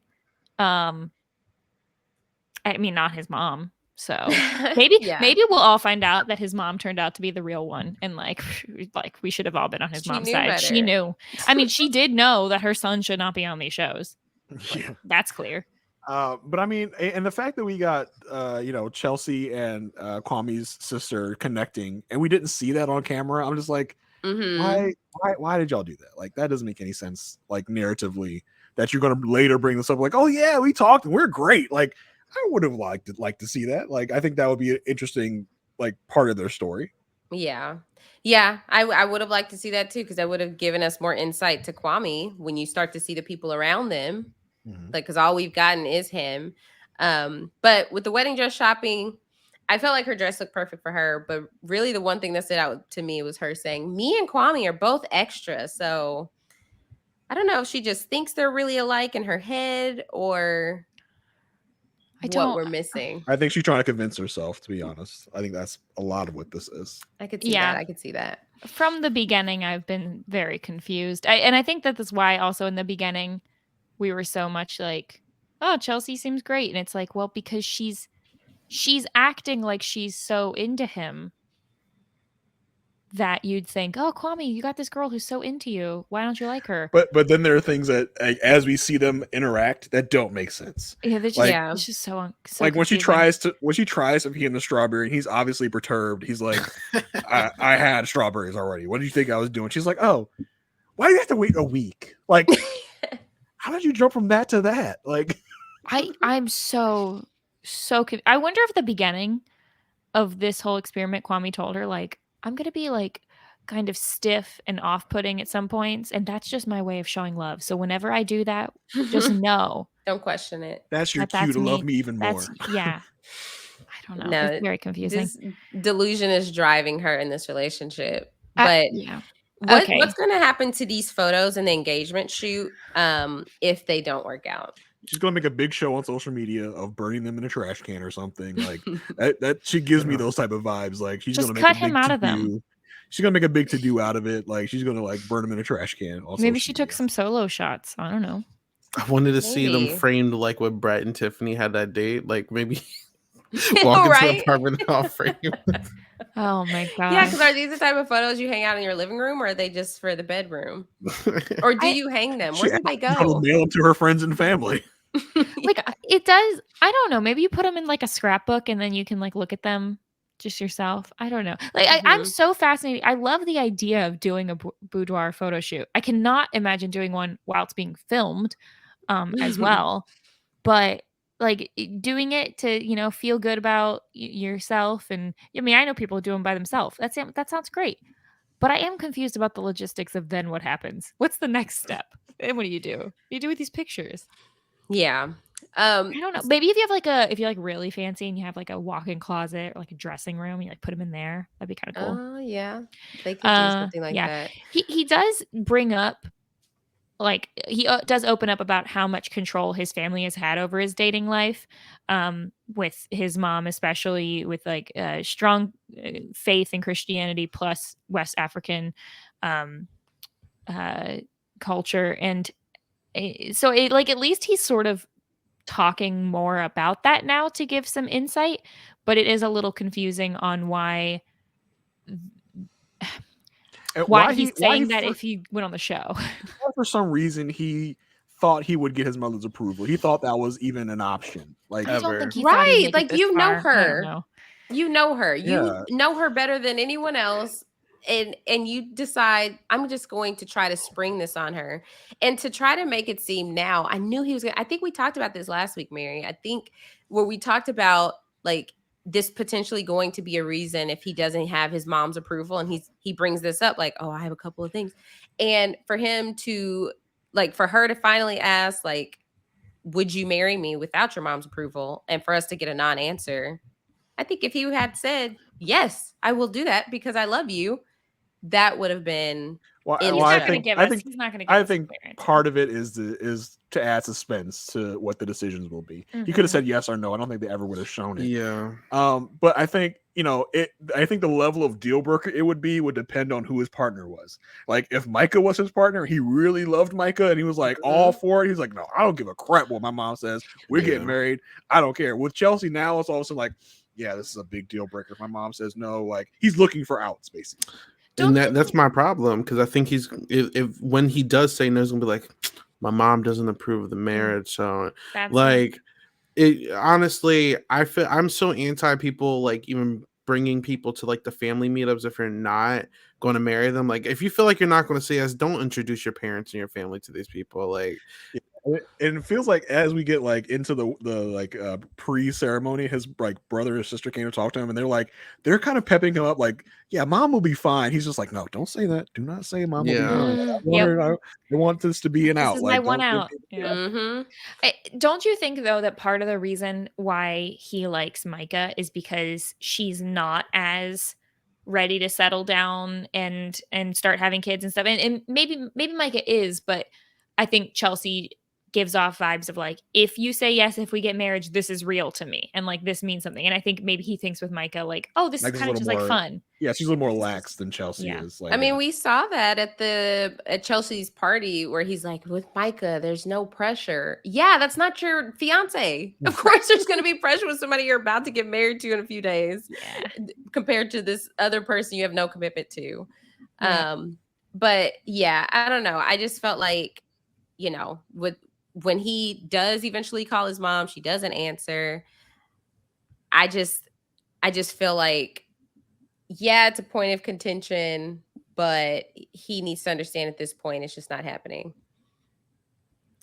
Also can't relate. I call my mom like every 10 seconds. So like if I she talk didn't to my mom every day. If she didn't answer, it's gotten to the point where I'll call her and then in the morning I'll be like, okay, well, I'll let you go. And then I'll just be like, I'm going to call you probably like later tonight some other time. Like, don't pretend like this is the only time it's going to happen.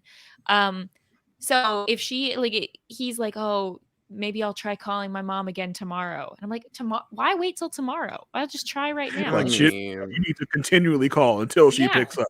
Right. My headcanon, they called off camera and he was like, I don't think I'm gonna marry her. Because like, let's be real. Why would you fly your mom out? I mean, I don't know if Netflix plays for the family, but like imagine the mom finally comes out and it's like, I'm gonna support the wedding anyway, sits down, he says no. Why did I just waste my time flying out here? So I think the Kwame decision is going to be interesting, and I'll talk about it when we give our predictions. But I'm not I might have a hot take of what is going to happen there. Okay. Maybe. I don't know. That one. Nice. Okay. So we did get that conversation in the apartment where he said like, okay, last night we talked about, okay, you can't take my name unless my mom approves.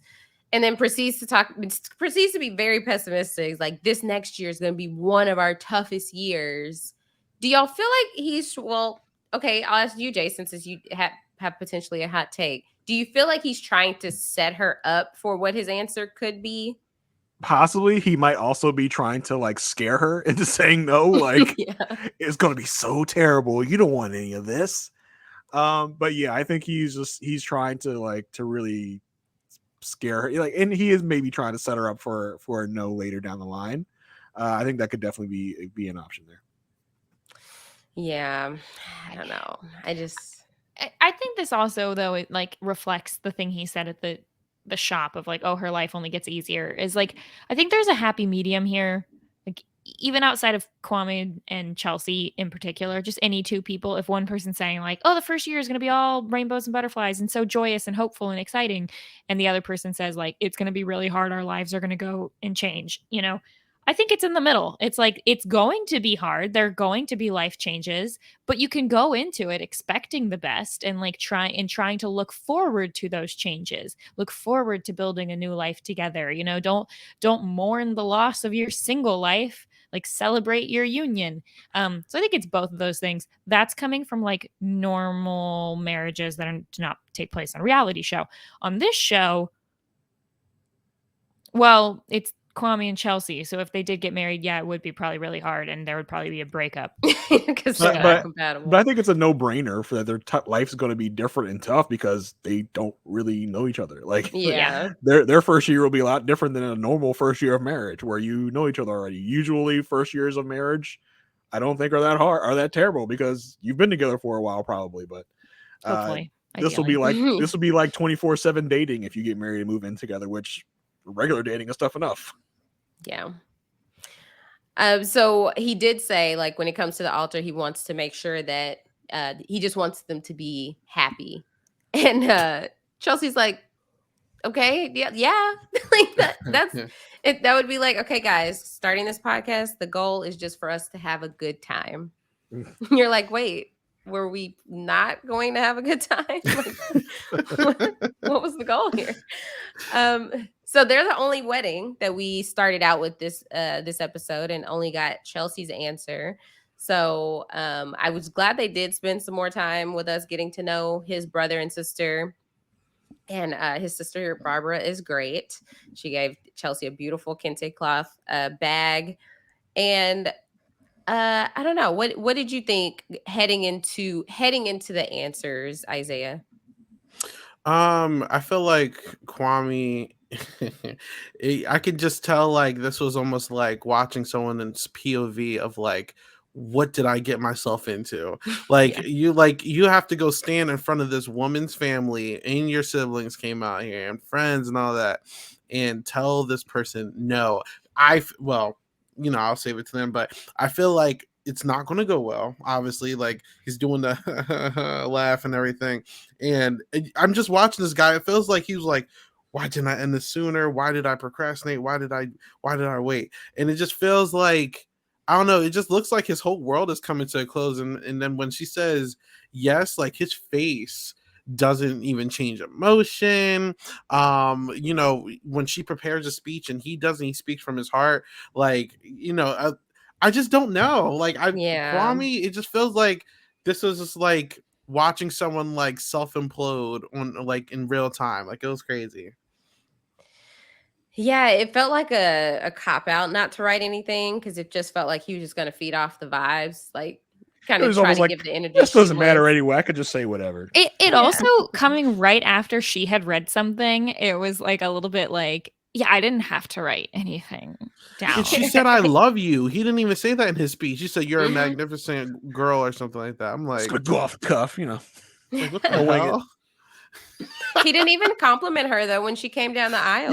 Yeah, like come on, bro. I'm like, okay, yeah, if you're gonna say, tough look, tell her right now she has a tough look. It was painful to watch, man. It was just, I don't know. Yeah, I felt the awkwardness, and I was pausing my TV. Just how much time do I have left? Okay, are they going to give us Kwame's they got answer? me. They got me because I was like, okay, we're at like almost 5 minutes left. Yeah, because they gave us like 5 solid minutes of him and his sister standing backstage. Like, yeah, I was like, we might get both decisions. But I forgot that Netflix likes to show us every single credit, including the dubs of other countries, and that usually takes like 3 minutes of time. And then of course you had the preview for the next drop. So I was a little like surprised we didn't get the decision at the time. Yeah, I was gonna ask, do we usually get the decision of the first wedding by this episode? I was thinking about last that. season we didn't with Bartiz. Okay. Yeah, we didn't get it with Nick in season 2. We did not. So because I remember that like specifically because I think we came on right after that, and I remember us talking about whether Nick was going to say yes or not, and they were the first wedding of season 2. So I guess we shouldn't have been surprised, but they're going to drag these out because there's not a lot of weddings, obviously. Plus, I didn't see. My Twitter mute didn't break from people trying to like come through social media like slamming Kwame or whatever it was. So by the way, Twitter is awful. Can I just say that I muted Love Is Blind and they were still showing me Love Is Blind. So I was like, I tried to mute again. It's like you already muted this. I said, so why are you showing it to me still? Like, I thought that there was I want to double mute. Only because I kept seeing Kwame's name on my TL and I had to scroll past. I'm like, no. Yeah. I just avoided Twitter altogether because it was just like there was no way. But okay, so we have a lot to talk about with Marshall and with the open relationship that is Jackie and Marshall and Josh. But so let's do the predictions now for Kwame and Chelsea since we got their wedding. So go around and let's see, what do y'all think that Kwame is going to say? I think that was the face of a man that would never say yes. I think he is definitely saying no. If he says yes, my jaw will be on the ground. So what about you, Isaiah? No, I don't Right. think. I think it's for the best. I feel like Chelsea is really going to villainize this man. But like maybe she wouldn't in like in real time, but the reunion, it's fine because I would say on the show she did it to herself a little bit. I mean he's still a jerk, but like you're being delusional. But watching the Micah conversation, it's gonna be ugly. No, the answer is no. And if they say yes, it's gonna be no later. Like it's gonna be so bad, bro. Come on now. All right, Mary. I've said no this whole time. My mind has not changed. He's saying no. All right, Jason. So, I talked earlier about like the 4D chess of it all and where they're trying to lead us to. I think they have led us so far into the Kwame's definitely going to say no camp. I could see them pulling the switch up on us. I could see Kwame saying yes. I can see it. I can see. Do you think he's going to, though? Or are you just trying to read the edit? I'm trying to read the edit. If I wasn't reading edit, I would say no. Of course, because that's where they're steering us. But I'm like, you're not going to get me, Love is Blind. You're not going to get me again. You're just trying not to be fooled. My official guess will be he says yes. That will be my official guess. I think by reunion, we will find out that this crashed and burned so epically that it will be a big point of the reunion, how bad this went after they both said yes. Because he's not ready. He doesn't want to do it. But I think I think he will say yes because the show is leading me so hard that he's going to say no. I'm going to put my official guess as yes. And Kwame is not a Shake or a Bartiz. He's not a villain. I think that he is very uncomfortable, wants to say no. He's a borderline villain. What I mean by it is I don't think he went on the show with the intent to be a villain. Like, I think that he went on the show for fun and to try and meet people. And I think that he is way over his head. And I think that the pressure from some of his family members and from Chelsea's family and friends, like, I could see him saying yes, like Jason saying, just to like, get out of this situation. And then like literally I could see him saying yes and then pulling her aside literally right after that and being like, I think that like I made a mistake. Like I could see that happening, but not wanting to embarrass her up there. But I think if he does say no, he will bring up the mom excuse and just saying like, I just feel like I'm not ready for this, because he's not. Yeah. The thing is he shouldn't say yes. Right. Like he should not say yes for so many reasons. So I think if he has so many outs, so many things he could say for why not. But and unlike Bliss and Zach or anyone else, I think if he says no, I don't think that they're going to continue dating. I don't think that he's interested in her. I think even if he says yes, I don't think they're going to. I think he's right. He's not into her. Like I just don't feel same. like he likes her. Like.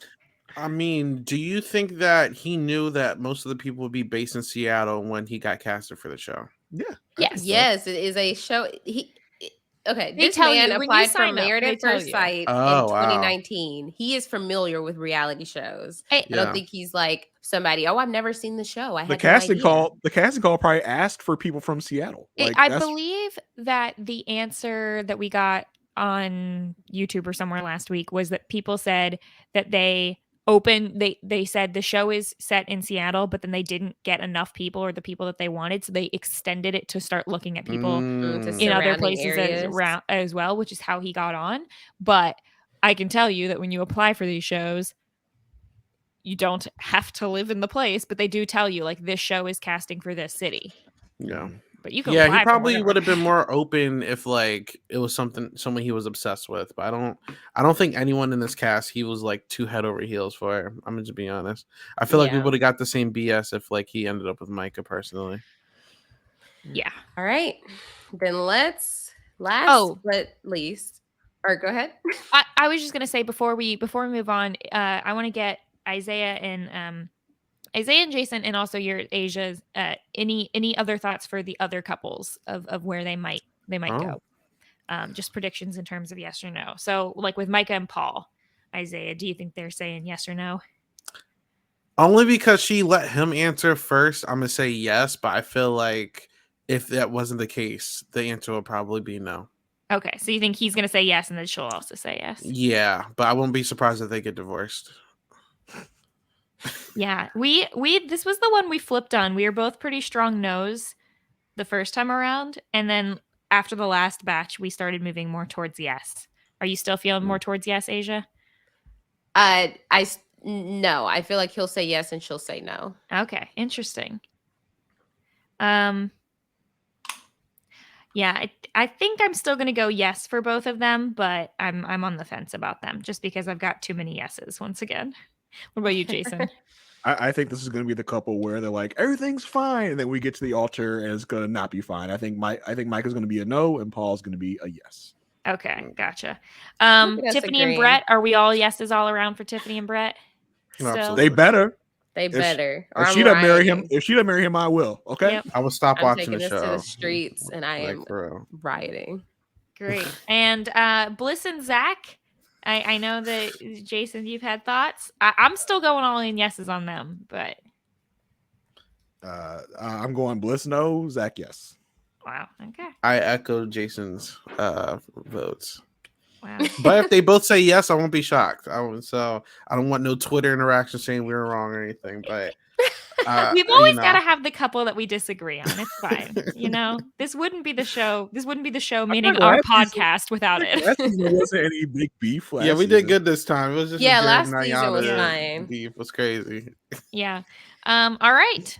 And that just leaves us at the last... What are Marshall and Jackie going to say? Why did you skip them? Oh wait, they're no longer together.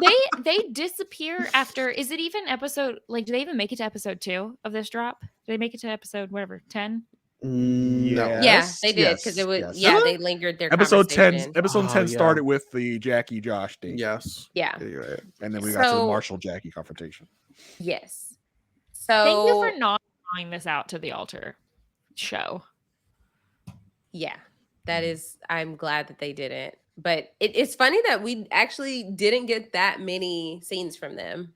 But a lot of all the scenes they got were impactful. Right? Very impactful scenes, small and mighty.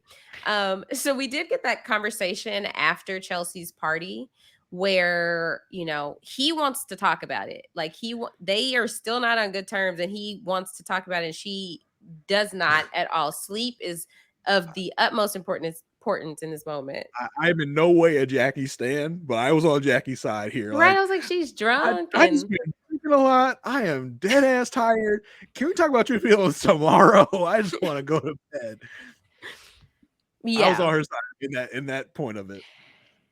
That wasn't the time, I didn't think, to have the serious conversation. Yeah, let's table it, put a pin in it. Let's discuss this in the morning because we do need to have a serious conversation. But I think that just her saying just love me, that's not what you want. Because you're not into this. Toxic. Well, that was a clear lie.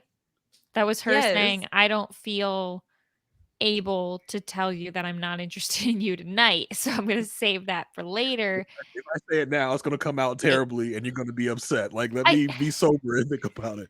I think the one point I'll say towards Marshall on this, because in general, I agree. Like, I agree that you should not, you don't need to have every fight at night just to quote unquote sleep well or not go to bed angry. Because here's the thing. A lot of fights don't resolve themselves in both people feeling well. So someone is still going to bed angry. They've just stayed up later and had a fight. So that's it's not great. But when she's telling the man be aggressive, I'm just like, but if I wonder if Marshall's producer's pet and the producer's the cameras are here. We got to get this out now. Marshall's they're telling us we have to talk about it now. Can we talk about it? Maybe. But I also feel like with Marshall, I feel like I've been there before where I thought I am so frustrated in this situation that I just want an answer. And I just want you, I almost want you to tell me right this second, no, I don't want to be with you so that I don't have to think about this anymore and have this on me. Yeah, because I think he knows it's there. You don't ask that question if you don't think that there's a good chance that she's going to say, I can't. Because he says, I need you to lay it out for me plain. What do you need from me? And she can't do that which is it's not a simple answer, but I think the fact that she can't even say, I have things I'd like to discuss with you, but let's do it tomorrow. She just kind of like disregards him and is like, let's just like, I don't even want to talk. Pretty eyes on you. Yeah, but see that she is not in the condition to give you like this long, emotional, heartfelt like answer. Like, see that? Like, look at her. Like, everyone watching the show could tell you that she was in no condition to have this long, drawn out talk with you right now. Right. Listen, I've dated. Go ahead, Asian. No, you go ahead. I've dated a Jackie or two in my history. Okay, Oh, no. Of course you have, Isaiah. Listen. That was. It took a Jackie to figure out what type of person I want to date.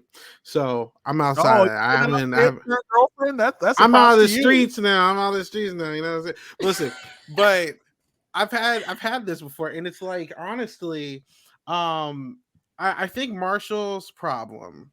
He's thinking he's looking with his eyes and not his heart. It's just like you don't need to be.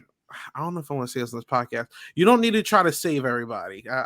That's what I know what you want. Oh, I know. Yeah, you know, Captain. You know what I'm talking about. So it's like a captain of sports. Yeah, and it's like he just does. I don't know. He needs to change the criteria of the girls that he's trying to date, and he's trying to just like fix everybody out of his words. I don't know why he thinks he need to do that. It was in the last drop, but when he talked about her being a project, I was like, oh no, here we go. Like bad, bro. Locked him right there. I was like, okay, Yeah. I know who Marshall is, and I know who Jackie is because like shortly after he called her a project, that was when she was like, oh, like and hugged him. I was like, okay, I know who everyone here is now. I know what I've got a feel of the room. Yeah, I know what's going on here.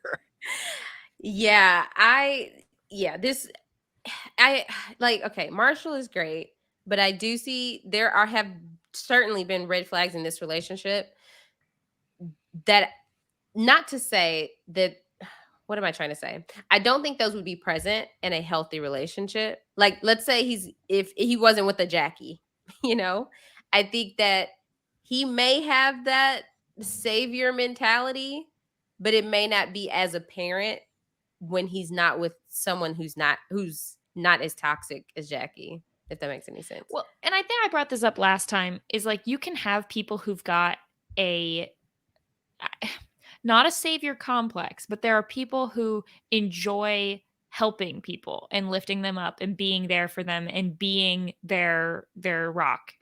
And I think that can be a good quality in some people, but it's the people they're with. It's not to prove some sort of thing of I'm going to take you and fix you. It's, oh, you need something that is asking a lot from certain people. I'm willing to give it to you. Like, and I think that can be fine. But we're trying to change people, like, yeah, that's a difference. There's a big difference in that. And this is the one that's always been confusing for me, is with both of them. I'm like, you're clearly not compatible.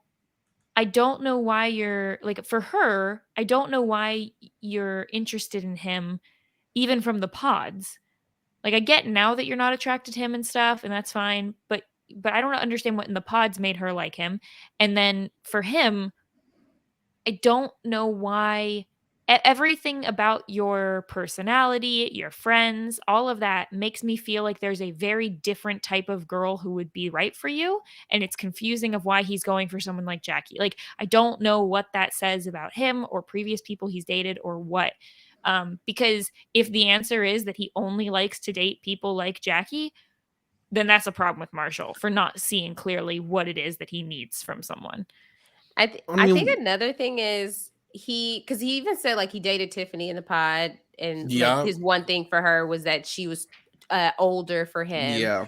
I think his thing is that I think he's the type of guy that thinks he can make it work with anyone, because he does think like, okay, if there's some other things that are wrong, I think I can fix it.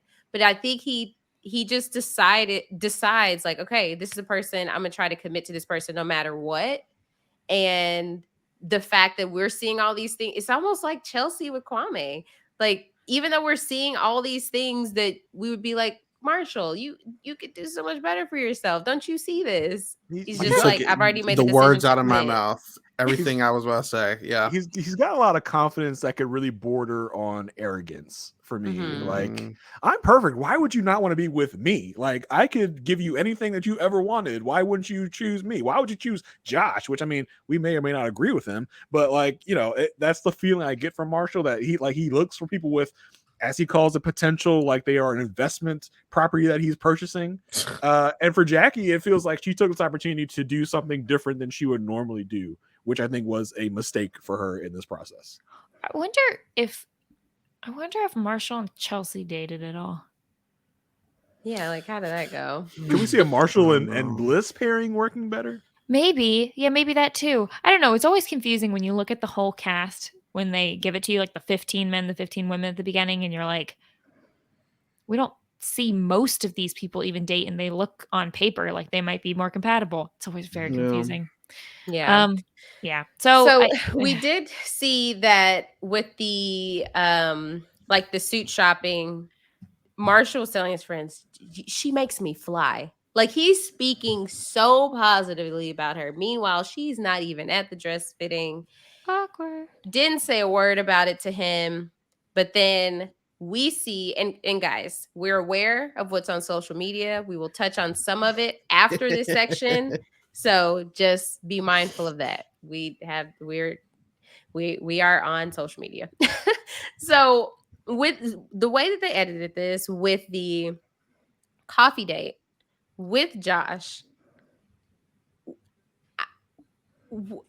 I don't even have words. I just like, it just felt, the fact that she has not broken up with Marshall and she is out entertaining this conversation with Josh to the point of just like just saying inappropriate stuff about how, like, things on her that have gotten not so hard. I couldn't wrap my head around what was happening.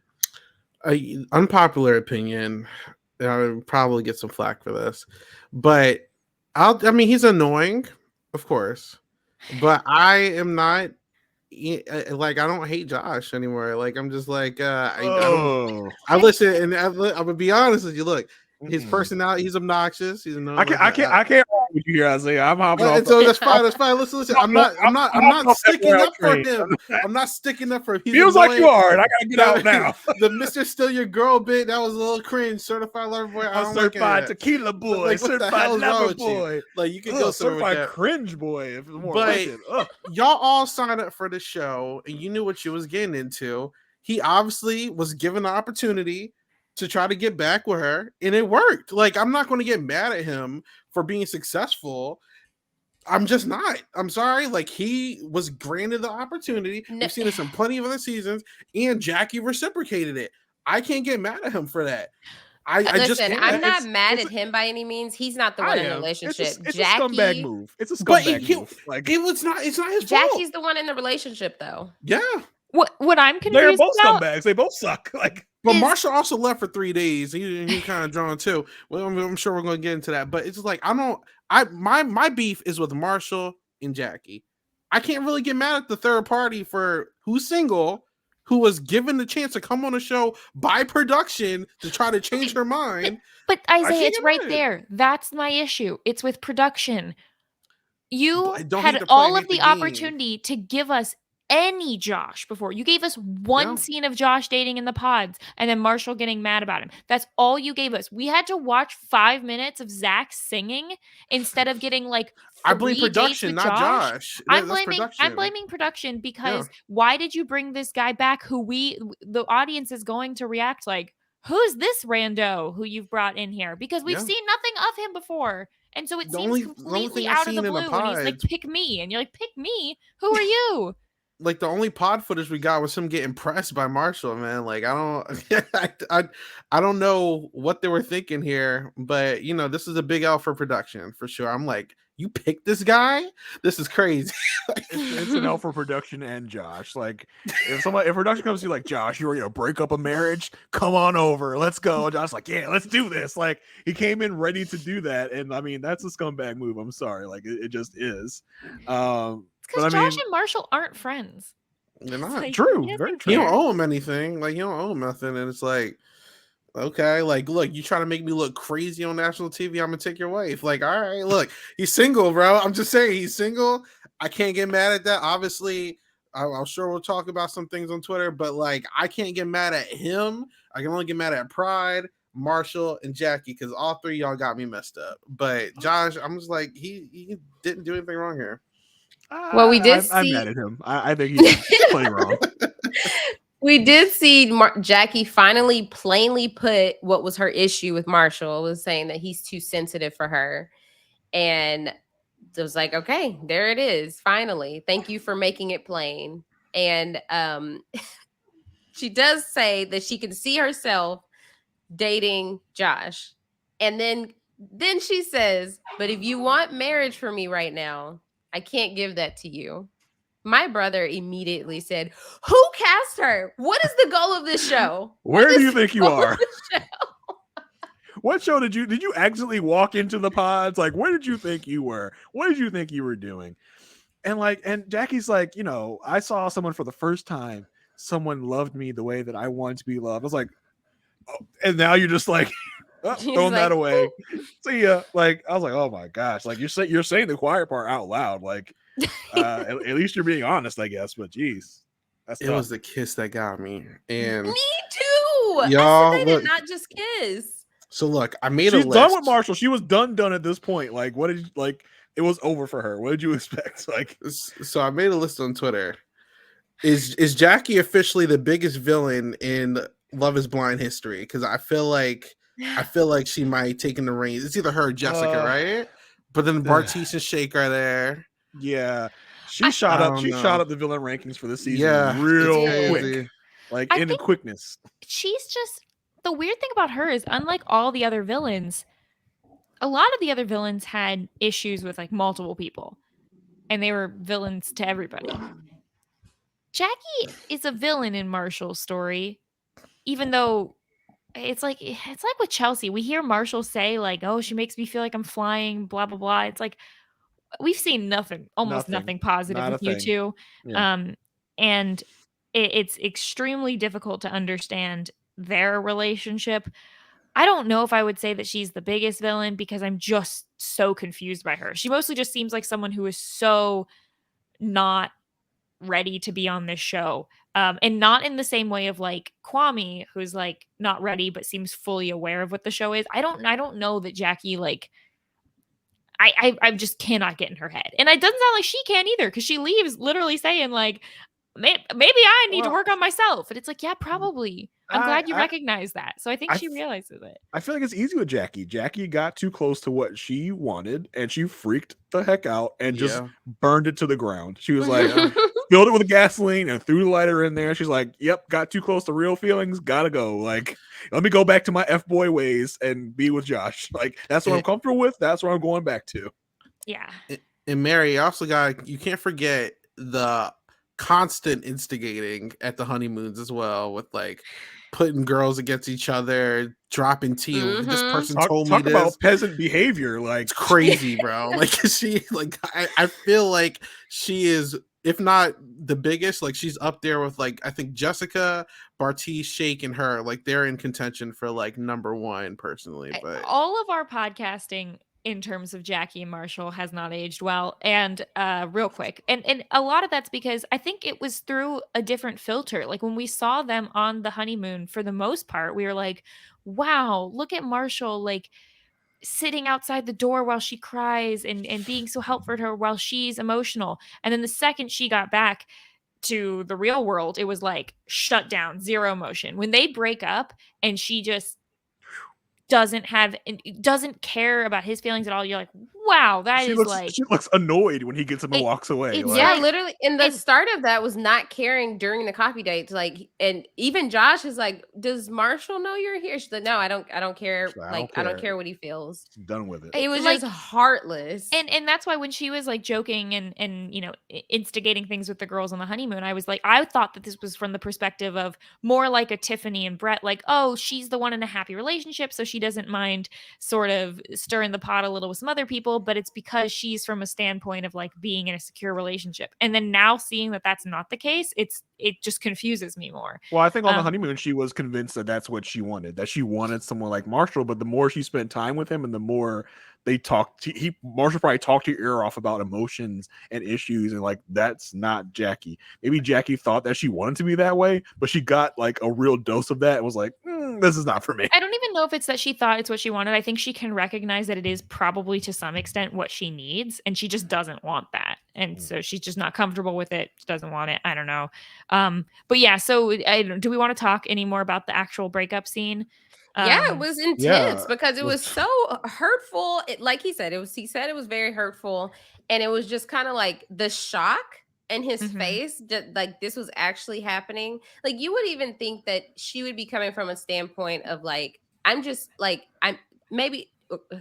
not, because she did say she's not sorry that it didn't work out. But at least as like a person I've been getting to know, I would care that this doesn't sound that that I'm not hurting you, like genuinely hurting you. But she didn't care. She was just as cutthroat as she could be, stale face. Yeah, I actually saw Josh. Why did that need to be said? How was that relevant whatsoever? And like it just she threw that in his face, and I was just like, why? Like, why did that need to come up right now? Like, he didn't ask if you saw Josh. You just threw it in his face. I was like, ooh. Well, I think some of it's also like, I'm sure that some people are going to say Marshall seemed pretty immature in this conversation. I think there was this weird balance of he was at first trying to be very mature, like, okay, well, I want the best for you. Can I have the ring back? Once she said no about giving the ring back, I'm sorry, but look, here's the thing. If you are in a relationship with someone and you don't want to give the ring back. Now, it's one thing if you're like, you've been married for a super long time, they cheat on you, whatever. But in this kind of scenario where it's been a matter of days since they gave you the ring, the only reason I can think of to keep the ring is because you want to sell it and get some money out of it. That is the only reason I can think of. To which is just like, honestly, I'm not sure if they gave that to him for free, which I don't think they did. I think I've done this research and I'm pretty sure that they have to pay for it, the rings. Well, if she says Love is Blind paid for it. That's what she says. Netflix does it. Okay, because I had looked this up at one point, and I think it was maybe what I had looked up was they will give you certain rings, but you have to get married to keep them, or I don't know. That's usually the rule on the show, like on the Bachelor, that's the rule. But yeah, they get to keep the ring if they're together for 3 years, though. But maybe the situation is if you want a different type of ring, you can pay for it. So if Love is Blind is the one who gave it to him, I'm not even sure why Marshall asked for it back. Love is Blind is behind the camera, like, oh, neither one of y'all are keeping this. Yeah, that was confusing. But at the point where he was sort of being like, you like basically you don't know what you're missing with me or whatever. To that I'd say, not everyone is perfect in breakups and can get a little petty. I think it does come across a bit. What was it, Isaiah? You had said earlier, like, I don't know, it wasn't condescending. You had used a different word, like a little pretentious, I guess, for him to sort of feel like, wait, you don't like me, the one who's been perfect this whole time? He's a little arrogant. Yeah. He's a little arrogant, right? And it's like, and I can see what he's saying, because in his mind, he's like, I have tried to do everything perfect, and I get that, but that's not what she wanted. So like, she's not gonna respond to that. Which I think in this situation, yeah, and I think in the situation he needs to see if she's choosing Josh, that's the type of woman she is. Yeah. Like if you think that Josh is a certain kind of guy, that's what she prefers. That should tell you a little bit more about her. He mentioned to Josh, like, if you can take her away from me, you deserve her. Like that's your woman. Like, and that's truth. That's real fact. Like that's the truth. Like she is not the one for you if Josh can come in here and take her from you. The people on this show and in real life need to stop trying to ignore what you see and think that people are different than what you're actually seeing. Stop trying to tell us, Zach, that Irina has a great soul and heart and cares a lot about people based on absolutely nothing and ignoring everything you're seeing on the show. Stop trying to say that Jackie wants, someone like you, Marshall, when everything you're seeing is that she wants someone like Josh. And I think Marshall definitely took that one little moment where like she was crying in his arms and stuff in the honeymoon and like carried that dynamic for the rest of the relationship. I can save her. Like, right. But it's like, what are you doing, bro? Like, obviously, like no shade, but like sometimes it's okay to give people space. And like he was like, when she's upset, he's constantly like, do you need help? Do you need help? What can I do? Tell me what to do. To like chill out, bro. So like I have a problem with the both of them. And I think that they both have a lot of like maturing to do. I think they're both very immature. Jackie needs therapy, and I think Marshall needs just like a reality check to like they both have problems. I don't think it's one or the other. I think they're both like really toxic. But I also think that she's, for like when you referenced earlier, Mary, that she was like, yeah, I need to work on myself. I think she's fake self-aware because I don't think she has any intention on working on herself. So that moment was so fantastic because she is just like bouncing around the walls. Like she's like, I'm so sorry. No, actually, I'm not sorry. Like, am I going to get Josh? I'm not sure I'm going to be with Josh. Maybe I'll be with no one. Maybe I just need to work on myself. I don't know. Like she was so like she's just bouncing 1,000 different directions. Yeah. I would like to know which movie Marshall got his like phrase from. Was like, I want you to look at that ring every time you look at it and remember what you missed out on. Like, what movie did you pull that from, bro? Like he was trying to give a moment. He was like, give me the ring. No. Okay, well, thinks of something quick to say. Yeah, like, I showed her. I didn't expect that. Yeah. she's like, that wasn't in the script. Yeah. She's like, yeah, I'll remember everything about you the 2 seconds I look at this ring again, right before it goes across the pawn shop like counter. Like I'll remember you as I'm counting my money I get from that ring. Like he took her. He made a moment that was gonna make her look bad. And it just made him look so corny, bro. I was like, why did you say that? Like, just leave it at that, bro. I did when she said, take it easy, I'll see you around. He's like, you no, you won't. Like, what the hell? Like, yes, y'all will see each other at the reunion that will be live on April 16th. And I cannot wait. It's so toxic. That's appointment viewing right there. I mean, there's not much anymore that's appointment viewing like in the world of TV, but that is appointment viewing. Yeah. And so I will say, if you try to avoid spoilers of any kind, this isn't really a spoiler since at this point we know Marshall and Jackie are over, but if we are going to start to touch on social media. So I would say skip forward about 5 minutes if you don't want to hear any of this. All right. So Jackie did post on social media after the episodes dropped. She said, I've seen the latest episodes that have premiered on Love is Blind, and I must speak the truth. Marshall and I were broken up before I saw Josh at the coffee shop. I am wearing different clothes, my hair is styled different, and at the end of the video, I say, in all caps, I don't know if I'm going to be with Josh. I am not sure what the reason is for playing the coffee shop date before the breakup, but to restate, Marshall and I were broken up before Josh and I had our coffee shop date. As for the ring, Marshall did not pay for the ring. Love is Blind paid for all the rings. My question is, if this was after the breakup, if the coffee shop date was after the breakup, then what was she referring to when she told Marshall, oh, I saw Josh. I actually just saw Josh. So if you weren't referring to the party, which, yeah, he knows you saw Josh at the party, then you hung out with Josh multiple times. Then that doesn't even look any better. Yep. Wow, look at that. Your own words got you there. I think both can be true. I think maybe she just saw him another time. Maybe she FaceTimed him. Maybe she you think called production's going to let him do that though without the cameras being there? Well, there's so much stuff we miss off camera on this show. I wouldn't be surprised. And I did not re-look at the Marshall and Jackie breakup, but of course, reality shows love to Frankenbite things into other places. I did because I'm on TikTok, and TikTok has said, they've done the forensic research. TikTok took clips of that, clips of the show, and because even someone commented, they were like, "What about when you said you saw Josh?" She was like, "They took audio from a different place." People said, "Okay, they took audio. Let's go back and look." No, she's sitting there with Marshall and said, "Oh yeah, I actually just saw Josh." It And wasn't an it was on audio her from face. It was on her yes, face as she said on it. her And he face, got the her dates. lips moving. Okay. Yeah. All right. It's CGI. And people put the timeline together. And look, and this is why I can't wait for this reunion. If production has shown me anything on Love is Blind with this Zebneb situation, they will clear their names if anyone wants to claim something. Yeah. So I fully expect Don't be trying. We try to throw production under the bus because they will come with they the will make receipts. you look crazy, bro. Exactly, because there was also she's also stating that Marshall said some type of slur to her before she met his family, and she's like, "Don't worry." She tweeted it like, "Don't worry, it'll show like it'll be on the reunion."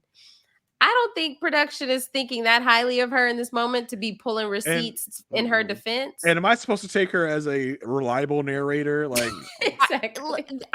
Here's the thing. I am not okay with any kind of slurs of any kind. So this is why I'm feeling very awkward with my relationship with Marshall at this point, because Marshall, I'm going to need that not to be true to keep liking you, but I'm reserving all thoughts on the matter until we see what gets brought up in the reunion. Yeah. So that's I mean, I feel like the way that they had edited it on the show, she made it seem like I feel like they would have had her say, "I have issues with Marshall, and that is why I'm uncomfortable before this meeting," where it didn't feel that way. But I don't know. Nothing has made me sure of anything at this point. it sounds like a classic case of like she's going back in her mind and trying to find things to tell us are wrong with Marshall, and whether something was said or not. Yeah. Who knows? We'll see what happens, but I'm also just excited for this reunion because I'm sure if other reunions have shown me anything, the cast likes to air out any dirty tea that was spoken behind the camera. I feel like this cast is about to jump her, and I feel like they're going to be like, "You said this behind the scenes. You said this, and that. You were telling me you were talking to Josh before." I feel like it's about to be really messy. Because no one liked Josh, so the fact that she's choosing Josh, they're not going to speak highly of her. But another thing from social media, which I'm not going to repeat what she said, but there were some screenshots put out supposedly of her in a group chat with two other friends. And she tweeted she sent them a picture of her and Josh and was like, "This is my love," or whatever. And then was talking about Marshall, saying that he was like twerking when they were like hanging out and stuff. And she was assuming things about his sexuality, which is not cool. But it was like her trying to come into defense of all these different, like, I don't even know if she came to defense of these screenshots. I haven't seen that of her trying to defend herself, but I wonder if that is going to come up, especially since the reunion is live. Because she said like Marshall had sugar in his tank or something, and then Marshall tweeted, "The only sugar over here is the sugar I put on my pancakes." It's just hilarious because I don't think production was expecting all this gas going into a reunion. Like they were like, "What did we just do to ourselves?" Hey, like I'm here for it. I think also with all the comments that Jackie made behind the other girls' backs, like on the what do we call it, a honeymoon? Can you imagine Chelsea? Yeah, everyone's gonna be coming for her on this reunion. They're gonna be coming for her neck, bro. It's about to be crazy. I am glad that we will have a reunion where presumably the cast will have all watched all of the show. At least they know what to address, because we've had weird issues with that in the past where they only talk about like the first 3 episodes. It does make me wonder though when we bring this kind of thing up of like, are we going to see anyone apologize for the way they talked about Zach? Now, there are some people out there who are probably still thinking Zach's got to be a creep because all the women were saying that Zach was a creep. I think that might have also been influenced by the fact that Zach seems weird because he seems into Irina, who we don't like. And also it's very clear that Irina's not into him. And maybe they just thought that was weird. I don't know. We haven't heard much since then. We did hear Paul at one point earlier speak in defense of Zach, but that's really all we've heard from anyone else since then. So I don't know if that's going to get brought up on the reunion. I'm not going to expect the Zach gets apologized to segment. I do wonder if we'll get a like Irina and Micah like taking up for their actions, like positive or negative, saying, I mean, they already have. Yeah, they did on social media, but I'm curious as to what it'll be on the actual reunion show. Like, are we going to get apologies like to Bliss? Like, I would imagine Vanessa Lachey has some thoughts about how Micah and Irina were, so I feel like definitely will address that. Has Irina? I haven't looked this up. Has Irina apologized yet for the way that she was behaving? When was it Amber got broken up? There was some video from interviews where she addressed all that, and I feel like Irina's gonna go on a huge apologetic tour. Like I feel like she's gonna. I feel so bad. That's not who I. I'm expecting a lot of that. I also can't tell if her and Micah are still friends. Like, because like one interview made me feel like maybe like they were friends. This was like a bump into their friendship. I don't know. Oh, just casually liking my fiance. Yeah, something like that. I don't know. I mean, at least Irina didn't pull a Josh. Like, you can say that for Irina. Yeah, there's a couple interviews on YouTube though. Well, we have gone through a lot, you guys, and I think we did it. I think we have gone through episodes 9 through 11.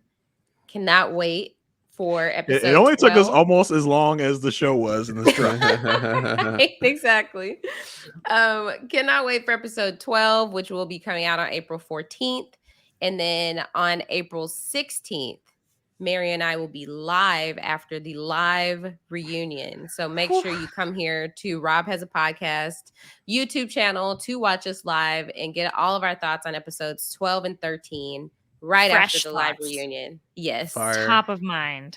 Yes. I'm very excited. But thank you so much, Jason and Isaiah. Really appreciate y'all for being here. Yes. Yeah, I'm happy to come back and get probably flamed again on social media for y'all, but it's okay.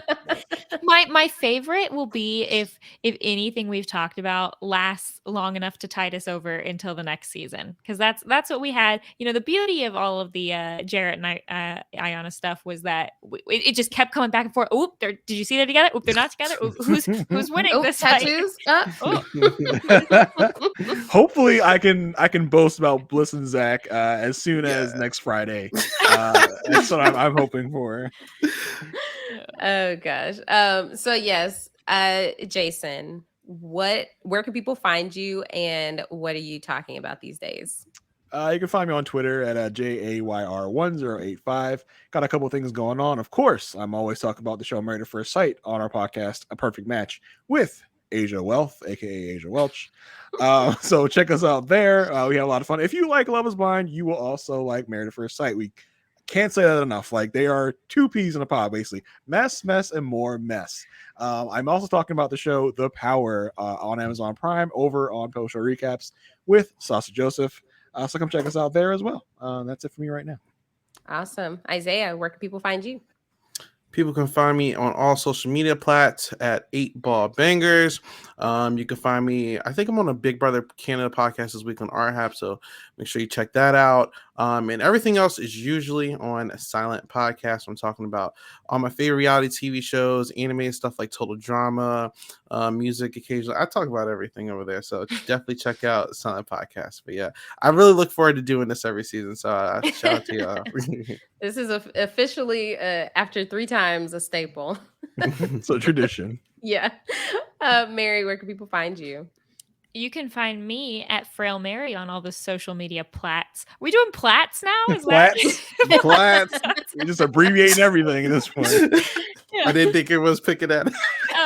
Is that a the social means plats? On all the social media plats. And you can also follow me at Kowski Cast. That's Cow with a K. Riverdale's back for its final season, and myself and Kirsten McInnes are covering that. So that's been pretty fun. And follow me on Twitter to see whenever I'm on Big Brother or Survivor podcast. Those are usually once per week-ish for both of those. So check that out. Yeah, and everybody, you can follow me at Aysha Like Aysha on all social media platforms. It's AYSHA like ASIA. Of course, talking about Married at First Sight with my co-host Jason Reed. We're having a great time. We are in the home stretch of we still have a lot of episodes to talk about. So if you have been late to the party and you're just kind of curious, come join in. You will enjoy. We break it all down so you don't have to watch the episodes. I also was most recently on the Survivor Stock Watch with Taryn Armstrong. So I had a great time talking about last week's episode of Survivor.